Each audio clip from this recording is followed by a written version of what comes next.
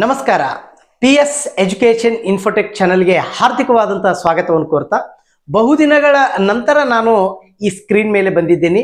ಕಾರಣ ಬಿಡುವಿಲ್ಲದ ಕೆಲಸಗಳ ಒತ್ತಡದ ಮಧ್ಯೆ ವಿದ್ಯಾರ್ಥಿಗಳ ಒಂದು ಬೇಡಿಕೆಗೆ ಸ್ಪಂದನೆ ಮಾಡಲು ಸಾಧ್ಯವಾಗಿರಲಿಲ್ಲ. ಸೊ ಅದಕ್ಕಾಗಿ ಮೊದಲು ನನ್ನೆಲ್ಲ ಪ್ರೀತಿಯ ವಿದ್ಯಾರ್ಥಿ ಮಿತ್ರರಿಗೆ ಕ್ಷಮೆಯನ್ನು ಕೇಳ್ತಾ ತಮ್ಮ ಅಪೇಕ್ಷೆ ಮತ್ತು ಅಭಿಲಾಷೆಯಂತೆ ದ್ವಿತೀಯ PUC ವಿದ್ಯಾರ್ಥಿಗಳಿಗಾಗಿ ನಮ್ಮ ಪರೀಕ್ಷಾ ಮಂಡಳಿ 3 ಪ್ರಶ್ನೆ ಪತ್ರಿಕೆಗಳನ್ನು ಬಿಟ್ಟಿತ್ತು. ಆ 3 ಪ್ರಶ್ನೆ ಪತ್ರಿಕೆಗಳಲ್ಲಿ ನಾನು ಮೊದಲನೇ ಪ್ರಶ್ನೆ ಪತ್ರಿಕೆಯನ್ನು ತೆಗೆದುಕೊಂಡು ಇವತ್ತು ತಮ್ಮ ಮುಂದೆ ಬಂದಿದ್ದೇನೆ. ಈ ವರ್ಷದ ಪ್ರಶ್ನೆ ಪತ್ರಿಕೆಯಲ್ಲಿ ಬಹಳಷ್ಟು ಗಮನಾರ್ಹವಾದಂಥ ಬದಲಾವಣೆಯಾಗಿದೆ. ಹಿಂದಿನ ಪ್ರಶ್ನೆ ಪತ್ರಿಕೆಗಳಿಗೂ ಈ ಪ್ರಶ್ನೆ ಪತ್ರಿಕೆಗೂ ಸಾಕಷ್ಟು ವ್ಯತ್ಯಾಸ ಇರುವಂತಹದ್ದನ್ನು ನಾವು ಕಾಣ್ತೀವಿ. ಏನಪ್ಪಾ ಒಂದೇ ವ್ಯತ್ಯಾಸ? ಒಂದೇ ವ್ಯತ್ಯಾಸ ಏನಪ್ಪಾ ಅಂತಂದ್ರ, ನಾವು ಈ ಹಿಂದೆ 3 ಗಂಟೆ 15 ನಿಮಿಷಗಳ ಕಾಲ ಉತ್ತರವನ್ನ ಬರೀತಾ ಇದ್ದೇವೆ. 15 ನಿಮಿಷ ಪ್ರಶ್ನೆ ಪತ್ರಿಕೆಯನ್ನು ಓದಲು, ಇನ್ನು ಉಳಿದಂತ 3 ಗಂಟೆ ಆ ಪ್ರಶ್ನೆ ಪತ್ರಿಕೆಯ ಉತ್ತರವನ್ನು ಬರೆಯಲು ನಾವು ಸಮಯವನ್ನು ನೀಡ್ತಾ ಇದ್ದೇವೆ. ಈಗ ಆ ಸಮಯವನ್ನ 3 ಗಂಟೆಗೆ ಇಳಿಸಲಾಗಿದ್ದು 2 ಗಂಟೆ 45 ನಿಮಿಷಗಳ ಮಾತ್ರ ನೀವು ಉತ್ತರಿಸಬೇಕಾಗಿದೆ. ಇನ್ನುಳಿದಂತ 15 ನಿಮಿಷವನ್ನ ನೀವು ಪ್ರಶ್ನೆ ಪತ್ರಿಕೆಯನ್ನು ಓದಲು ನೀಡಲಾಗಿದೆ. ಇದು ಒಂದನೇ ಬದಲಾವಣೆ. ಎರಡನೇ ಬದಲಾವಣೆ ಎಲ್ಲಿ ಆಗಿದೆಪ್ಪ ಅಂತಂದ್ರ, ಈ ಹಿಂದಿನ ಪ್ರಶ್ನೆ ಪತ್ರಿಕೆಗಳನ್ನು ನಾವು ಪುಸ್ತಕದ ಹಿಂದಿನ ಪ್ರಶ್ನೆಗಳನ್ನು ಮಾತ್ರ ಕೇಳ್ತಾ ಇದ್ದೇವೆ. ಸೊ ನಮ್ಮ ಪರೀಕ್ಷಾ ಮಂಡಳಿ ಒಂದು ಬದಲಾವಣೆಯನ್ನು ಮಾಡಿದೆ. ಏನು ಬದಲಾವಣೆಯನ್ನು ಮಾಡಿದೆಯಪ್ಪ ಅಂತಂದ್ರ, ಸಿಲೆಬಸ್ ಸಂಬಂಧಪಟ್ಟಂತ ಪುಸ್ತಕದ ಆ ಘಟಕಕ್ಕೆ ಸಂಬಂಧಪಟ್ಟಂತ ಯಾವುದೇ ಪ್ರಶ್ನೆಯನ್ನ ಕೇಳಬಹುದು. ನೋಡ್ರಿ, ಯಾವುದೇ ಪ್ರಶ್ನೆಯನ್ನ ಕೇಳಬಹುದು. ಸರ್, ಇದು ಅಭ್ಯಾಸ ಪ್ರಶ್ನೆ ಪತ್ರಿಕೆ ಪ್ರಶ್ನೆಯಲ್ಲಿ ಇಲ್ಲ, ಇದು ನಡುವಿನದ. ಎಸ್, ನಡುವಿನ ಪ್ರಶ್ನೆಗಳು ಇನ್ನು ಮುಂದೆ ಕೇಳ್ತಾರ. ಮತ್ತ ನಾವು ಈ ಕಾರಣ ಮತ್ತು ಹೇಳಿಕೆ ಸರಿಯಾದದ್ದನ್ನು ಗುರುತಿಸಿ, ಇವೆಲ್ಲ ನಾವು ಸ್ಪರ್ಧಾತ್ಮಕ ಪರೀಕ್ಷೆಗಳಲ್ಲಿ ಈ ರೀತಿಯ ಒಂದು ಪ್ರಶ್ನೆಗಳನ್ನ ನಾವು ನೋಡ್ತಾ ಇದ್ದೇವೆ. ಆದ್ರ ಈ ನಮ್ಮ PUC ಹಿಸ್ಟ್ರಿ ಪ್ರಶ್ನೆ ಪತ್ರಿಕೆಯಲ್ಲಿ ಏನಾಗಿದೆಪ್ಪ ಅಂತಂದ್ರ, ಕಾರಣ, ಹೇಳಿಕೆ, ಪ್ರತಿಪಾದನೆ, ಸರಿಯಾದದ್ದನ್ನು ಗುರುತಿಸಿ, ತಪ್ಪಾಗಿರುವುದನ್ನು ಗುರುತಿಸಿ ಅನ್ನುವಂತಹ ಈ ಮಾದರಿಯ ಪ್ರಶ್ನೆಗಳನ್ನ ನಮ್ಮ ಇಲಾಖೆ ಈ ಸರ್ತಿ ಏನಪ್ಪಾ ಅಂತಂದ್ರ ಪ್ರಶ್ನೆ ಪತ್ರಿಕೆಯಲ್ಲಿ ಪ್ರಸ್ತುತಪಡಿಸಿರುವಂತಹದ್ದನ್ನ ನಾವು ನೋಡ್ತೀವಿ. ಯಾಕೆ ಈ ರೀತಿಯ ಪ್ರಶ್ನೆಗಳು ಬಂದು? ಯಾಕಂದ್ರೆ ನಮ್ಮ ವಿದ್ಯಾರ್ಥಿಗಳನ್ನ ಮುಂದಿನ ಸ್ಪರ್ಧಾತ್ಮಕ ಪರೀಕ್ಷೆಗಳಿಗೆ ಈಗಿಂದಲೇ ಸಜ್ಜುಗೊಳಿಸಬೇಕನ್ನುವಂತ ಒಂದು ನಿರ್ಧಾರವನ್ನ ನಮ್ಮ ಇಲಾಖೆ ಮಾಡಿರುವಂಥದ್ದು. ಸೊ ನಾವು ಇಲಾಖೆಯನ್ನ ಈ ಒಂದು ಹಂತದಲ್ಲಿ ಬಹಳ ಹೃದಯಪೂರ್ವಕವಾಗಿ ನಾವೇನಪ್ಪಾ ಅಂತಂದ್ರ ನಾವು ಸ್ವಾಗತ ಮಾಡ್ತೇವೆ. ಪ್ರಶ್ನೆಗಳೇನೋ ಕಠಿಣ ಅನಿಸ್ಬೋದು, ಬಟ್ ಅದು ಮುಂದಿನ ದಿನಮಾನಗಳಲ್ಲಿ ಅದು ನಮ್ಮ ವಿದ್ಯಾರ್ಥಿಗಳಿಗೆ ಅನುಕೂಲ ಆಗ್ತದ. ಸ್ಪರ್ಧಾತ್ಮಕ ಪರೀಕ್ಷೆಗಳನ್ನು ಹೇಗೆ ಎದುರಿಸಬೇಕು, ಅಲ್ಲಿ ಯಾವ ರೀತಿಯ ಪ್ರಶ್ನೆಗಳಿರ್ತಾವ ಅನ್ನುವಂತಹ ಒಂದು ಮಾದರಿಯನ್ನ ಈಗಿಂದಲೇ ನಮ್ಮ ವಿದ್ಯಾರ್ಥಿಗಳಿಗೆ ತಿಳಿಸುವಂತ ಒಂದು ಪ್ರಯತ್ನ ನಮ್ಮ ಇಲಾಖೆ ಮಾಡ್ತಾ ಇದೆ. ನೆಕ್ಸ್ಟ್, 3ನೇ ಬದಲಾವಣೆ ಏನಾಗಿದೆ? ಡೈರೆಕ್ಟ್ ನಾವು ಮ್ಯಾಪ್ ಪ್ರಶ್ನೆ ನೋಡ್ತೀವಿ. ಹಿಂದೆ ಏನಾಗ್ತಾ ಇತ್ತು, 8 ಸ್ಥಳಗಳನ್ನು ಕೊಡ್ತಾ ಇದ್ರು. 8 ಸ್ಥಳಗಳನ್ನು ಕೊಡ್ತಾ ಇದ್ರು. ಆ 8 ಸ್ಥಳಗಳಲ್ಲಿ 5 ಸ್ಥಳಗಳನ್ನ ನಾವು ಕೊಟ್ಟಂತ ಮ್ಯಾಪ್ನಲ್ಲಿ ಗುರುತಿಸ್ತಿದ್ದೇವೆ. ಆ ಗುರುತಿಸಿದ 5 ಸ್ಥಳಗಳ ಐತಿಹಾಸಿಕ ಮಹತ್ವವನ್ನು ನಾವು ಏನ್ ಮಾಡ್ತಾ ಇದ್ದೇವೆ? ಬರೀತಾ ಇದ್ದೇವೆ. ಸೊ ಈ ಸರ್ತಿ ಏನ್ ಬದಲಾವಣೆ ಮಾಡಿದ್ದಾರಪ್ಪ ಅಂತಂದ್ರ, ಕೇವಲ ಪ್ರಶ್ನೆ ಪತ್ರಿಕೆಯಲ್ಲಿ 5 ಸ್ಥಳಗಳನ್ನು ಕೊಡ್ತಾರೆ. 5 ಸ್ಥಳಗಳನ್ನ ನಾವು ಉತ್ತರ ಪತ್ರಿಕೆಯಲ್ಲಿ ಕೊಟ್ಟಿರುವಂತ ಮ್ಯಾಪ್ನಲ್ಲಿ ಗುರುತಿಸ್ಬೇಕು, ನಕ್ಷೆಯಲ್ಲಿ ನಾವು ಗುರುತಿಸ್ಬೇಕು. ಆ ಗುರುತಿಸಿದ 5 ಸ್ಥಳಗಳ ಐತಿಹಾಸಿಕ ಮಹತ್ವವನ್ನು ನಾವು ಏನಪ್ಪಾ ಅಂತಂದ್ರ ಬರಿಬೇಕಾಗ್ತದ. ನೋಡ್ರಿ, ಎಷ್ಟೊಂದು ಬದಲಾವಣೆ. ನಮಗೆ ಹಿಂದ 3 ಆಪ್ಷನ್ ಸಿಕ್ತಿದ್ದು, ಈಗ 3 ಆಪ್ಷನ್ ಇಲ್ಲ, 5 ಸ್ಥಳಗಳನ್ನು ಕೊಡ್ತಾರ. ಆ 5 ಸ್ಥಳಗಳನ್ನ ನಾವ್ ಏನ್ ಮಾಡ್ಬೇಕಪ್ಪ ಅಂತಂದ್ರ ಕೊಟ್ಟಿರುವಂತ ನಕ್ಷೆಯಲ್ಲಿ ಗುರುತಿಸಿ ಉತ್ತರವನ್ನು ಬರೆಯುವಂತ ಕಾರ್ಯವನ್ನ ಮಾಡ್ಬೇಕು. ಇನ್ನ ಕಾಲಾನುಕ್ರಮಕ್ಕೆ ನಾವು ಬರ್ತೇವೆ. ಕಾಲಾನುಕ್ರಮದಲ್ಲಿ ಹಿಂದೆ ಏನ್ ಮಾಡ್ತಾ ಇದ್ರಪ್ಪ ಅಂತಂದ್ರ 5 ಘಟನೆಗಳನ್ನ ಕೊಡ್ತಾ ಇದ್ರು. ಆ 5 ಘಟನೆಗಳನ್ನು ಕೊಡ್ತಾ ಇದ್ರು. ನಾವು 5 ಘಟನೆಗಳಲ್ಲಿ ಫಸ್ಟ್ ಯಾವುದು, ಸೆಕೆಂಡ್ ಯಾವುದು, 3ನೇದು ಯಾವುದು, 4ನೇದು ಯಾವುದು, 5ನೇದು ಯಾವುದು ಅಂತೇಳಿ ನಾವು ಅದನ್ನು ಗುರುತಿಸ್ಕೊಂಡು ಬರೀತಾ ಇದ್ದೇವೆ. ಈಗ ಅಲ್ಲಿ ಒಂದನ್ನು ಕಡಿಮೆ ಮಾಡ್ಯಾರ, 4 ಏನಪ್ಪಾ ಅಂತಂದ್ರ ಘಟನೆಗಳನ್ನ ಮಾತ್ರ ಕೊಡ್ತಾರ. ಆ 4 ಘಟನೆಗಳನ್ನ ನಾವ್ ಏನ್ ಮಾಡ್ಬೇಕಾಗ್ತದ? ಕಾಲಾನುಕ್ರಮದಲ್ಲಿ ಬರೀಬೇಕಾಗ್ತದ. ಮತ್ತೆ 2 ಅಂಕದ ಪ್ರಶ್ನೆಗಳನ್ನು ನೋಡ್ರಿ. ಈ ಹಿಂದೆ ನಾವು 2 ಅಂಕದ ಪ್ರಶ್ನೆಗಳಲ್ಲಿ 12 ಪ್ರಶ್ನೆಗಳನ್ನ ಕೊಡ್ತಾ ಇದ್ರು. ನಾವು 10 ಪ್ರಶ್ನೆಗಳಿಗೆ ನಾವು ಏನು ಮಾಡ್ತಾ ಇದ್ದೇವೆ, ಉತ್ತರಿಸ್ತಾ ಇದ್ದೇವೆ. ಆದ್ರೆ ಈಗ ಹಾಗಿಲ್ಲ. 13 ಪ್ರಶ್ನೆಗಳನ್ನು ಕೊಡ್ತಾರ, ನಾವು 8 ಪ್ರಶ್ನೆ, 12ರಿಂದ 13 ಪ್ರಶ್ನೆಗಳನ್ನು ಕೊಡ್ತಾರ, ನಾವು 8 ಪ್ರಶ್ನೆಗಳಿಗೆ ಮಾತ್ರ ಉತ್ತರಿಸ್ತೇವೆ. 5 ಅಂಕದ ಪ್ರಶ್ನೆಗಳಿಗೆ ನಾವು ಏನು ಮಾಡ್ತೇವೆ, ಹಿಂದೆ 6 ಪ್ರಶ್ನೆಗಳನ್ನು ಉತ್ತರಿಸ್ತಾ ಇದ್ದೇವೆ, ನಂತರದ 4ಕ್ಕೆ ಬತ್ತು. ಈಗ ಏನಾಗಿದೆ ಈ ವರ್ಷ ಅಂದರೆ 4 ಪ್ರಶ್ನೆಗಳನ್ನು ಕೊಡ್ತಾರ, ನಾವು ಏನು ಮಾಡ್ಬೇಕಾಗ್ತದ, 2 ಪ್ರಶ್ನೆಗಳಿಗೆ ಉತ್ತರಿಸ್ಬೇಕಾಗ್ತದ. 10 ಅಂಕದಲ್ಲಿ ಯಾವುದೇ ಬದಲಾವಣೆ ಮಾಡಿಲ್ಲ. 4 ಕೊಡ್ತಾರೆ, 4ರಲ್ಲಿ ನಾವೇನು ಮಾಡ್ಬೇಕಾ, ಚಾಯ್ಸ್ ಮಾಡಿಕೊಂಡು 2 ಬರಿತೇವೆ. ಇನ್ನುಳಿದಂತೆ ಹೊಂದಿಸಿ ಬರೆಯಿರಿ, ಆಮೇಲೆ ಬಿಟ್ಟ ಸ್ಥಳ, ಆಮೇಲೆ MCQ, ಬಹು ಆಯ್ಕೆ ಪ್ರಶ್ನೆಗಳು, ವಸ್ತುನಿಷ್ಠ ಪ್ರಶ್ನೆಗಳು ಅಂತೇಳಿ ಈ ರೀತಿಯಾದಂಥ ಒಂದು ಪ್ರಶ್ನೆ ಪತ್ರಿಕೆಯ ಪ್ಯಾಟರ್ನ್ ಇದೆ. ಮತ್ತಿನ್ನೊಂದು, ಈ ಬಾರಿಯ ಪ್ರಶ್ನೆ ಪತ್ರಿಕೆಯಲ್ಲಿ ಸುಮಾರು 40% ಕಠಿಣ ಪ್ರಶ್ನೆಗಳು ಬರ್ತಾವೆ. ಹಿಂದೆ ನಾವು ನೋಡಿದಾಗ ಪ್ರಶ್ನೆ ಪತ್ರಿಕೆಗಳನ್ನು ನೋಡುವುದಕ್ಕೂ ಈ ವರ್ಷದ ಒಂದು ಪ್ರಶ್ನೆ ಪತ್ರಿಕೆಯನ್ನು ನೋಡುವುದಕ್ಕೂ ತುಂಬ ಬದಲಾವಣೆಯಾಗಿರುವಂತಹದ್ದನ್ನು ನಾವು ನೋಡ್ತೀವಿ. ನೋಡಿ, ನೀವು ಮಾದರಿ ಪ್ರಶ್ನೆ ಪತ್ರಿಕೆಯಿಂದಲೇ ನೀವು ಊಹೆ ಮಾಡ್ಬೋದು. ಏನಪ್ಪಾ ಅಂತಂದ್ರೆ ಈ ವರ್ಷದ ಪ್ರಶ್ನೆ ಪತ್ರಿಕೆ ಲಾಸ್ಟ್ ಇಯರ್ ಬಿಫೋರ್ ಅದರ ಹಿಂದಿರುವಂಥ ಪ್ರಶ್ನೆ ಪತ್ರಿಕೆಗಳಿಗೂ ಈ ಪ್ರಶ್ನೆ ಪತ್ರಿಕೆಗೂ ತುಂಬಾ ಬದಲಾವಣೆಯಾಗಿದೆ ಅನ್ನುವಂತಹದ್ದನ್ನ ವಿದ್ಯಾರ್ಥಿಗಳು ತಿಳ್ಕೋಬೇಕು. ಇನ್ನೂ ಸಮಯ ಇದೆ, ಸರಿಯಾಗಿ ನೀಟಾಗಿ ಅಧ್ಯಯನ ಮಾಡಬೇಕು. ಎಸ್, ನಾವು ಇಲಾಖೆ ಬಿಟ್ಟಿರುವಂಥ 1ನೇ ಮಾದರಿ ಪ್ರಶ್ನೆ ಪತ್ರಿಕೆ ನೋಡ್ರಿ, ಕರ್ನಾಟಕ ಶಾಲಾ ಪರೀಕ್ಷೆ ಮತ್ತು ಮೌಲ್ಯ ನಿರ್ಣಯ ಮಂಡಳಿ ಬಿಟ್ಟಿರುವಂತಹ 1ನೇ ಮಾದರಿ ಪ್ರಶ್ನೆ ಪತ್ರಿಕೆಯನ್ನ, ಈ ದ್ವಿತೀಯ PUC ಇತಿಹಾಸದ 1ನೇ ಮಾದರಿ ಪತ್ರಿಕೆಯನ್ನ ನಾವು ನೋಡೋಣ. ಎಸ್ ವಿದ್ಯಾರ್ಥಿಗಳೇ, ಇಲ್ಲಿ ನೋಡಿ ಒಂದು ಬ್ಲೂ ಪ್ರಿಂಟ್ ಇದೆ. ಈ ಬ್ಲೂ ಪ್ರಿಂಟ್ ಹಿಂದೆ ಏನಾಗ್ತಾ ಇತ್ತು, ಒಂದು ಬ್ಲೂ ಪ್ರಿಂಟ್ ಬಿಟ್ರೆ ಆ ಬ್ಲೂ ಪ್ರಿಂಟ್ ಪ್ರಕಾರ ನಾವು ಏನ್ ಮಾಡ್ತಾ ಇದ್ವಿ, ವಿದ್ಯಾರ್ಥಿಗಳಿಗೆ ರೆಡಿ ಮಾಡಿಸ್ತಾ ಇದ್ದೇವೆ. ಅದನ್ನು ಬಹಳ ಸ್ಪಷ್ಟವಾಗಿ ಹೇಳಿದೆ. ಈ ಬ್ಲೂ ಪ್ರಿಂಟ್, ಈ ನೀಲನಕ್ಷೆ ಈ ಪ್ರಶ್ನೆ ಪತ್ರಿಕೆಗೆ ಮಾತ್ರ ಸೀಮಿತವಾಗಿದೆ. ಪ್ರಶ್ನೆ ಪತ್ರಿಕೆಯನ್ನ ತೆಗೆಯುವರ ಸತ್ತು ಬ್ಲೂ ಪ್ರಿಂಟ್ ಆಗಿದೆ. ಇದೇ ಬ್ಲೂ ಪ್ರಿಂಟ್ ಮಾದರಿಯಲ್ಲಿ, ಇದೇ ನೀಲನಕ್ಷೆ ಮಾದರಿಯಲ್ಲಿ ನಾವೇನಪ್ಪಾ ಅಂತಂದ್ರ ಆ ಪ್ರಶ್ನೆ ಪತ್ರಿಕೆಯನ್ನ ತೆಗಿಲಕ್ ಸಾಧ್ಯ ಇಲ್ಲ. ಇದು ಯಾವ ಉಪನ್ಯಾಸಕರು ತೆಗೆದಾರಲ್ಲ, ಯಾವ ಒಂದು ಮಾದರಿ ಪ್ರಶ್ನೆ ಪತ್ರಿಕೆ ತೆಗೆದಾರಲ್ಲ, ಆ ಮಾದರಿ ಪ್ರಶ್ನೆ ಪತ್ರಿಕೆಗೆ ಮಾತ್ರ ಸೀಮಿತವಾಗಿರುವಂತಹದ್ದು. ಅದನ್ನ ನೀವು ಗಮನಿಸಬೇಕು. ನಾವು ಹಿಂದೆ ಏನ್ ಮಾಡ್ತಾ ಇದ್ದೇವೆ, 5ನೇ ಪಾಠಕ್ಕ 10 ಅಂಕದ ಒಂದು ಪ್ರಶ್ನೆ ಅಂದ್ರೆ 10 ಅಂಕದ ಅಲ್ಲೇ ಕೇಳಬೇಕು, ಬೇರೆ ಕಡೆ ಕೇಳಕ್ಕಿಲ್ಲ. ಹಿಂಗೆಲ್ಲ ನಮ್ಮಲ್ಲಿ ಒಂದು ಚರ್ಚೆ ಇತ್ತು. ಆ ಚರ್ಚೆ ಹೋಯ್ತೀಗ. ಪ್ರಶ್ನೆ ಪತ್ರಿಕೆ ಏನಿದೆ ಅಲ್ಲ, ಆ ತೆಗೆದಂತ ಪ್ರಶ್ನೆ ಪತ್ರಿಕೆ ನೀಲನಕ್ಷೆ ಮಾತ್ರ ಅನ್ನುವಂತ ತಿಳ್ಕೋಬೇಕು. ಇಲ್ಲಿ ನಾವು ನೋಡಿದಾಗ 1ನೇ ಚಾಪ್ಟರ್ಕ 4 ಮಾರ್ಕ್ಸ್ ಅಲೌಟೆಡ್ ಮಾಡ್ಯಾರ. ಆ 4 ಮಾರ್ಕ್ಸ್ ಹೆಂಗ್ ಅಲೌಟೆಡ್ ಮಾಡಿರ್ಬೋದಪ್ಪ ಅಂತಂದ್ರೆ ಅದು ಅವ್ರ ಸೊತ್ತಿರ್ತದ. ಯಾರು ಪ್ರಶ್ನೆ ಪತ್ರಿಕೆ ತೆಗೆಯುವಂತವ್ರ ಸೊತ್ತದ. ಅದು ಆ 4ರ ಬದಲ 5ರದೊಂದು ಕೊಡ್ಬೋದು. ಯಾಕಂದ್ರೆ ಇದಕ್ಕೊಂದು ನೇಮ ಅದ. ಏನು, ಈ ಬ್ಲೂ ಪ್ರಿಂಟಿಗೆ ಒಂದು ನೇಮ ಅದ. ಏನಪ್ಪಾ ಅಂತಂದ್ರ ವರ್ಷದಲ್ಲಿ ಲಭ್ಯವಿರುವ ಒಟ್ಟು ಬೋಧನಾ ಅವಧಿಗಳು, ಆ ಘಟಕಕ್ಕೆ ತಗುಲುವ ಒಟ್ಟು ಬೋಧನಾ ಅವಧಿ ಇಂಟು 100 ಮಾಡಿದ್ರಿ ಏನು ಬರ್ತದಲ್ಲ, ಆ ಮೌಲ್ಯವನ್ನ ನಾವೇನ್ ಮಾಡ್ಬೇಕಾಗ್ತದ, ಆ ನಂಬರ್ ಅನ್ನ ನಾವು ಅಂಕವಾಗಿ ಪರಿಗಣಿಸಬಹುದಾಗ್ತದೆ. ಇನ್ನ ಒಂದು ಮಾರ್ಕ್ಸ್ ಆ ಕಡೆ ಈ ಕಡೆ ಮಾಡ್ಕೊಳ್ಳುವಂತ ಒಂದು ಸ್ವಾತಂತ್ರ್ಯ ಏನಪ್ಪಾ ಅಂತಂದ್ರ ಆ ಪ್ರಶ್ನೆ ಪತ್ರಿಕೆ ತೆಗೆಯುವಂತವನ್ನ ಅದೊಂದು ಸ್ವತ್ತಾಗಿರ್ತದೆ. ಅವ್ರು 1 ಮಾರ್ಕ್ಸ್ ಆ ಕಡೆ ಈ ಕಡೆ ಮಾಡ್ಲಕ್ ಬರ್ತದೆ ವಿನ ಆ ಅಮೂಲಾಗ್ರಹ ಬದಲಾವಣೆ. ಇನ್ನು ಆ ಘಟಕಕ್ಕೆ ನಾವು 10 ಅಂಕ ಕೇಳಬೇಕಾಗ್ಯದ, ಬಿಟ್ಟ 15ರಿಂದ 20 ಅಂಕ ಕೇಳಕ್ ಬರಲ್ಲ. ಇದನ್ನ ನಾವೆಲ್ಲರೂ ಸ್ಪಷ್ಟವಾಗಿ ತಿಳ್ಕೊಬೇಕಾಗ್ತದೆ. 2ನೇ ಚಾಪ್ಟರ್ ಎಲ್ಲರಿಗೂ ಗೊತ್ತದ. ಏನಪ್ಪಾ ಅಂತಂದ್ರೆ ಅಲ್ಲಿ ಬರೋದೇ 2 ಅಂಕ. ಒಂದು ಅಂಕದ ಕೇಳ್ತದ, ಇಲ್ಲ 2 ಅಂಕದ ಕೇಳ್ತದೆ. ಅಲ್ಲಿ ಕೇವಲ 2 ಅಂಕದ ಮಾತ್ರ ಬರ್ತದ. ಇನ್ನ 3ನೇದರಲ್ಲಿ 4 ಅಂಕ ಬರ್ತದ. ಆಮೇಲೆ ಈ ನಮ್ಮ ಏನ್ಷಿಯಂಟ್ ಇಂಡಿಯಾ, ಪ್ರಾಚೀನ ಭಾರತದಿಂದ ಸುಮಾರು 35 ಅಂಕಗಳು ಬರ್ತಾವು.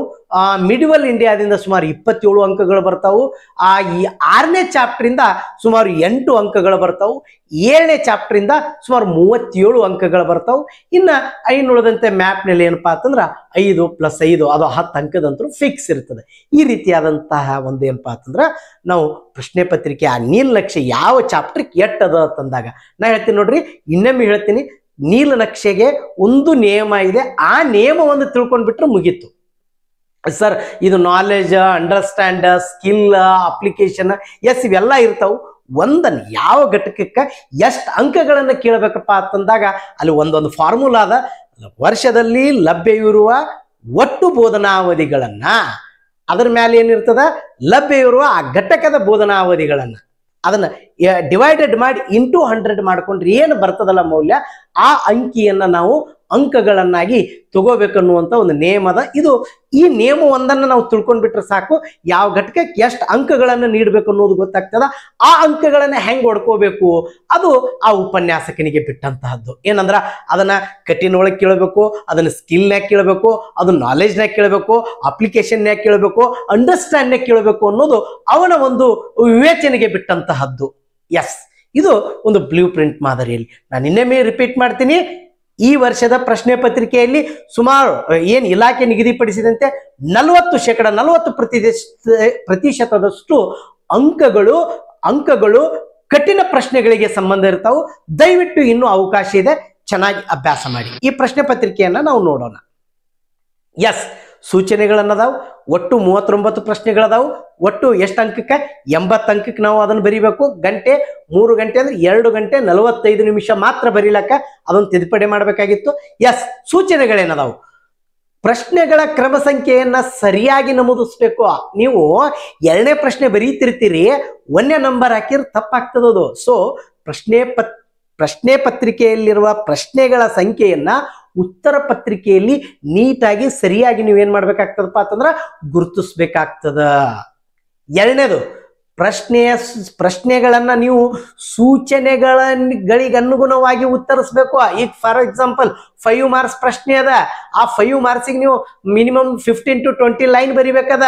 15 to 20 ಲೈನ್ ಬರೀ ಬದಲ ನೀವು ಒಂದು 40 to 50 ಲೈನ್ ಬರ್ರಿ. ಎಸ್, ಕರೆಕ್ಟ್ ಆಗ್ತದೆ ನಿಮ್ಮ ಉತ್ತರ, ತಪ್ಪಂತಲ್ಲ. ಆದ್ರ ಅಂಕಗಳಲ್ಲಿ ನಿಮ್ಗೆ ಕುಡಿದಷ್ಟು 5 ಕುಡೋದಾಗ್ತದೆ. ಸೊ ಸರಿಯಾಗಿ ಆ ಏನು ಸೂಚನೆ ಇರ್ತಲ್ಲ, ಆ ಸೂಚನೆಗಳಿಗೆ ಅನುಗುಣವಾಗಿ ನೀವೇನ್ ಮಾಡ್ಬೇಕು, ಪ್ರಶ್ನೆಗಳಿಗೆ ಉತ್ತರವನ್ನು ಬರೀಬೇಕು. ಬಹಳ ಮುಖ್ಯವಾಗಿ ಇನ್ನೊಂದದ ನೋಡ್ರಿ, ಇಲ್ಲಿ ಎ ಭಾಗದಲ್ಲಿನ ಪ್ರಶ್ನೆಗಳಿಗೆ ಪ್ರಥಮವಾಗಿ ಬರೆದ ಉತ್ತರಗಳನ್ನು ಮಾತ್ರ ಮೌಲ್ಯಮಾಪನ ಮಾಡಲಾಗ್ತದ.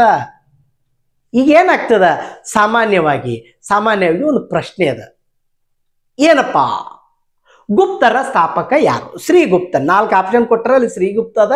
ನೀವು ಮೊದಲು ಏನು ಬರೀತೀರಿ, ಸಮುದ್ರಗುಪ್ತ ಅಂತ ಬರೀತೀರಿ. ನೆಕ್ಸ್ಟ್ ಕೆಳಗೆ ಬಂದು ಅದೇ 1ನೇ ಪ್ರಶ್ನೆ ಉತ್ತರವನ್ನ ನೀವು ನಂಬರ್ ಹಾಕಿ ಇಲ್ಲಿ ಏನು ಬರೀತೀರಿ, ನೀವು ಶ್ರೀಗುಪ್ತ ಅಂತ ಕರೆಕ್ಟ್ ಬರ್ದಿರ್ತೀರಿ. ಅಲ್ಲಿ ಏನು ನೀವು ಬರ್ದಿರ್ತಿರಲ್ಲ ಅದೇ ಫೈನಲ್ ಅಕ್ಕದ. 2ನೇದು ಇದನ್ನ ಚೆಕ್ ಮಾಡೋದಲ್ಲ, ಮೌಲ್ಯಮಾಪನ ಮಾಡೋದಿಲ್ಲ. ಮತ್ತು ಅಲ್ಲೇನೆ ನೀವು ಬರೋದು ಆ ಸಮುದ್ರಗುಪ್ತ ಕಾಟಾಕಿ ಶ್ರೀಗುಪ್ತ ಬರೆದ್ರು ನಿಮ್ಮ ಉತ್ತರ ಏನಾಗ್ತದ, ತಪ್ಪಾಗ್ತದ. ದಯವಿಟ್ಟು ಆ 5 ಪ್ರಶ್ನೆಗಳಿಗೆ ನೀವು ಉತ್ತರವನ್ನ ನೀಡುವಂತ ಸಂದರ್ಭದಲ್ಲಿ ಬಹಳ ಎಚ್ಚರಿಕೆಯಿಂದ ಉತ್ತರವನ್ನ ನೀಡಿ, ತಪ್ಪು ಬರೆಯಲು ಹೋಗಬೇಡಿ. ಲಾಸ್ಟ್ ನೋಡ್ರಿ, ದೃಷ್ಟಿ ವಿಕಲಚೇತನ ವಿದ್ಯಾರ್ಥಿಗಳು ಭೂಪಟದ 39ನೇ ಎ ಬದಲಿಗೆ 39 ಬಿ ಅನ್ನ ಉತ್ತರಿಸಬೇಕು. ಇಲ್ಲಿನೂ ಒಂದು ಬದಲಾವಣೆ ಮಾಡ್ಯಾರಿ. ಹಿಂದೆಲ್ಲ ಏನಾಗ್ತಾ ಇತ್ತು, 2 ಪ್ರಶ್ನೆಗಳನ್ನ ಕೊಡ್ತಾ ಇದ್ರು 10 ಅಂಕದ್ದು, ಅದರಲ್ಲಿ 1 ಬರೀಬೇಕಾಗಿತ್ತು. ಸೊ ಈ ಸರ್ತಿ ಹಂಗಿಲ್ಲ, ಒಂದೇ ಪ್ರಶ್ನೆ ಕೊಡ್ತಾರ. ಆ ಕೊಟ್ಟಿದ್ದನ್ನ ಅವ್ರು ಯಾರು ಬರೀಬೇಕು, ದೃಷ್ಟಿ ವಿಕಲಚೇತನ ವಿದ್ಯಾರ್ಥಿಗಳು 39 ಬಿ ಬರೀಬೇಕು. ಇನ್ನುಳಿದಂತ ಸಾಮಾನ್ಯ ವಿದ್ಯಾರ್ಥಿಗಳು 39 ಎ ಅನ್ನ ಉತ್ತರಿಸಬೇಕು. 39 ಎ ಏನದರಿ, ಮ್ಯಾಪ್ ಪ್ರಶ್ನೆ ಅದ. ಎಸ್, ನೆಕ್ಸ್ಟ್ ಬರೋಣ ನೋಡ್ರಿ. ಭಾಗ ಎ, ಭಾಗ ಬಿ, ಭಾಗ ಸಿ, ಡಿ ಮತ್ತು ಇ ಅಂತೇಳಿ 5 ಭಾಗಗಳನ್ನಾಗಿ ವಿಂಗಡಣೆ ಮಾಡಿದ್ದಾರೆ. ಅದರಲ್ಲಿ ಭಾಗ ಎದಲ್ಲಿ ಕೊಟ್ಟಿರುವ ಉತ್ತರಗಳಲ್ಲಿ ಸರಿಯಾದದ್ದನ್ನ ಆರಿಸಿ ಬರೆಯಿರಿ. 5 ಪ್ರಶ್ನೆಗಳಿರ್ತಾವೋ, ಒಂದಕ್ಕೆ 1 ಅಂಕ ಇರ್ತದ, 5 ಅಂಕಗಳಿರ್ತಾವ. ತಿಳ್ಕೊಳ್ರಿ. ಪ್ರಶ್ನೆ 1, ನಾನು ಹೇಳಿದ್ನಲ್ಲ, ಪ್ರಶ್ನೆ ಪತ್ರಿಕೆ ಮಾದರಿಯನ್ನ ಅಮೂಲಾಗ್ರಹವಾಗಿ ಬದಲಾವಣೆ ಮಾಡಿದೆ. ನೋಡ್ರಿ, ಎ ಪ್ರತಿಪಾದನೆ ಹೇಳುತ್ತದೆ ಏನಂತ, ಭಾರತದ ಉತ್ತರ ಭಾಗವನ್ನು ಆರ್ಯಾವೃತ ಎಂದು ಕರೆಯಲಾಗುತ್ತದೆ. ಅದಕ್ಕೆ ಕಾರಣ ಬಿ ಹೇಳ್ತದ ಏನತ್ತ, ಇದು ಆರ್ಯರ ನೆಲೆಯಾಗಿದ್ದರಿಂದ ಆರ್ಯಾವೃತವೆಂದು ಕರೆಯಲ್ಪಟ್ಟಿತು ಅಂತ ಹೇಳ್ತೇವೆ. ಆಪ್ಷನ್ ಹೇಳ್ತಾರಲ್ಲಿ ಏನತ್ತ, ಎ ಸರಿಯಾಗಿದೆ, ಬಿ ತಪ್ಪಾಗಿದೆ. ಎ ತಪ್ಪಾಗಿದೆ, ಬಿ ಸರಿಯಾಗಿದೆ. ಸಿ ಆಪ್ಷನ್ ಹೇಳ್ತದೆ ನೋಡ್ರಿ, ಎ ಮತ್ತು ಬಿ ಗಳೆರಡು ಸರಿಯಾಗಿದೆ, ಬಿಯು ಎನ ಸರಿಯಾದ ವಿವರಣೆಯಾಗಿದೆ.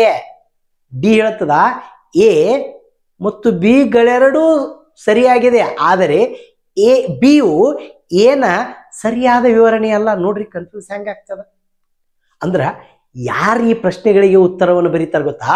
ಯಾರು ನೀಟಾಗಿ ಆ ಕಾನ್ಸೆಪ್ಟನ್ನು ತಿಳ್ಕೊಂಡಿರ್ತಾರ, ಯಾರು ಸರಿಯಾಗಿ ಅಧ್ಯಯನವನ್ನು ಮಾಡಿರ್ತಾರಲ್ಲ ಅವರು ಮಾತ್ರ ಈ ಪ್ರಶ್ನೆಗೆ ಸರಿಯಾಗಿ ಉತ್ತರವನ್ನು ಬರೀಬೇಕು. ನೋಡ್ರಿ, ಉತ್ತರ ಭಾರತದ ಭಾಗವನ್ನು ಆರ್ಯಾವೃತ ನೋಡ್ರಿ, ಉತ್ತರ ಭಾರತದ ಭಾಗ ಆರ್ಯಾವೃತ ಅಂದ್ರೆ ಇವತ್ತಿನ ಪಂಜಾಬ್, ಹರಿಯಾಣ, ಉತ್ತರ ಪ್ರದೇಶ್, ಬಿಹಾರ್ ಈ ಭಾಗ. ಸಿಂಧು ಮತ್ತು ಸಿಂಧೂ ನದಿಯ ಉಪನದಿಗಳು, ಗಂಗಾ, ಯಮುನಾ ಆ ನದಿಗಳ ಉಪನದಿಗಳ ಭಾಗವನ್ನ ನಾವು ಏನಂತ ಕರಿತೀವಿ? ಆರ್ಯಾವೃತ ಅಂತ ಹೇಳಿ ಕರಿತೇವೆ. ಅಂದ್ರೆ ಇಲ್ಲಿ ಉತ್ತರ ಏನಾಗಬೇಕು? ಎ ಮತ್ತು ಬಿಗಳೆರಡು ಸರಿಯಾಗಿದೆ, ಬಿಯು ಏನ ಸರಿಯಾದ ವಿವರಣೆಯಾಗಿದೆ. ಉತ್ತರ ನೋಡ್ರಿ, ಎ ಮತ್ತು ಬಿ ಎರಡೂ ಸರಿಯಾಗ್ಯಾವು, ಬಿ ಏನ ಸರಿಯಾದ ವಿವರಣೆ ಅನ್ನುವಂಥದ್ದು ಉತ್ತರ ಆಗ್ತದೆ. ಎಸ್ ವಿದ್ಯಾರ್ಥಿಗಳೇ, ಎರಡನೇ ಪ್ರಶ್ನೆ ನೋಡೋಣ. ನೋಡ್ರಿ, ಎರಡನೇ ಪ್ರಶ್ನೆ, ಅರಬ್ ಪ್ರವಾಸಿ ಸುಲೈಮಾನ್ ಯಾರ ಆಸ್ಥಾನಕ್ಕೆ ಭೇಟಿ ನೀಡಿದ್ದನು?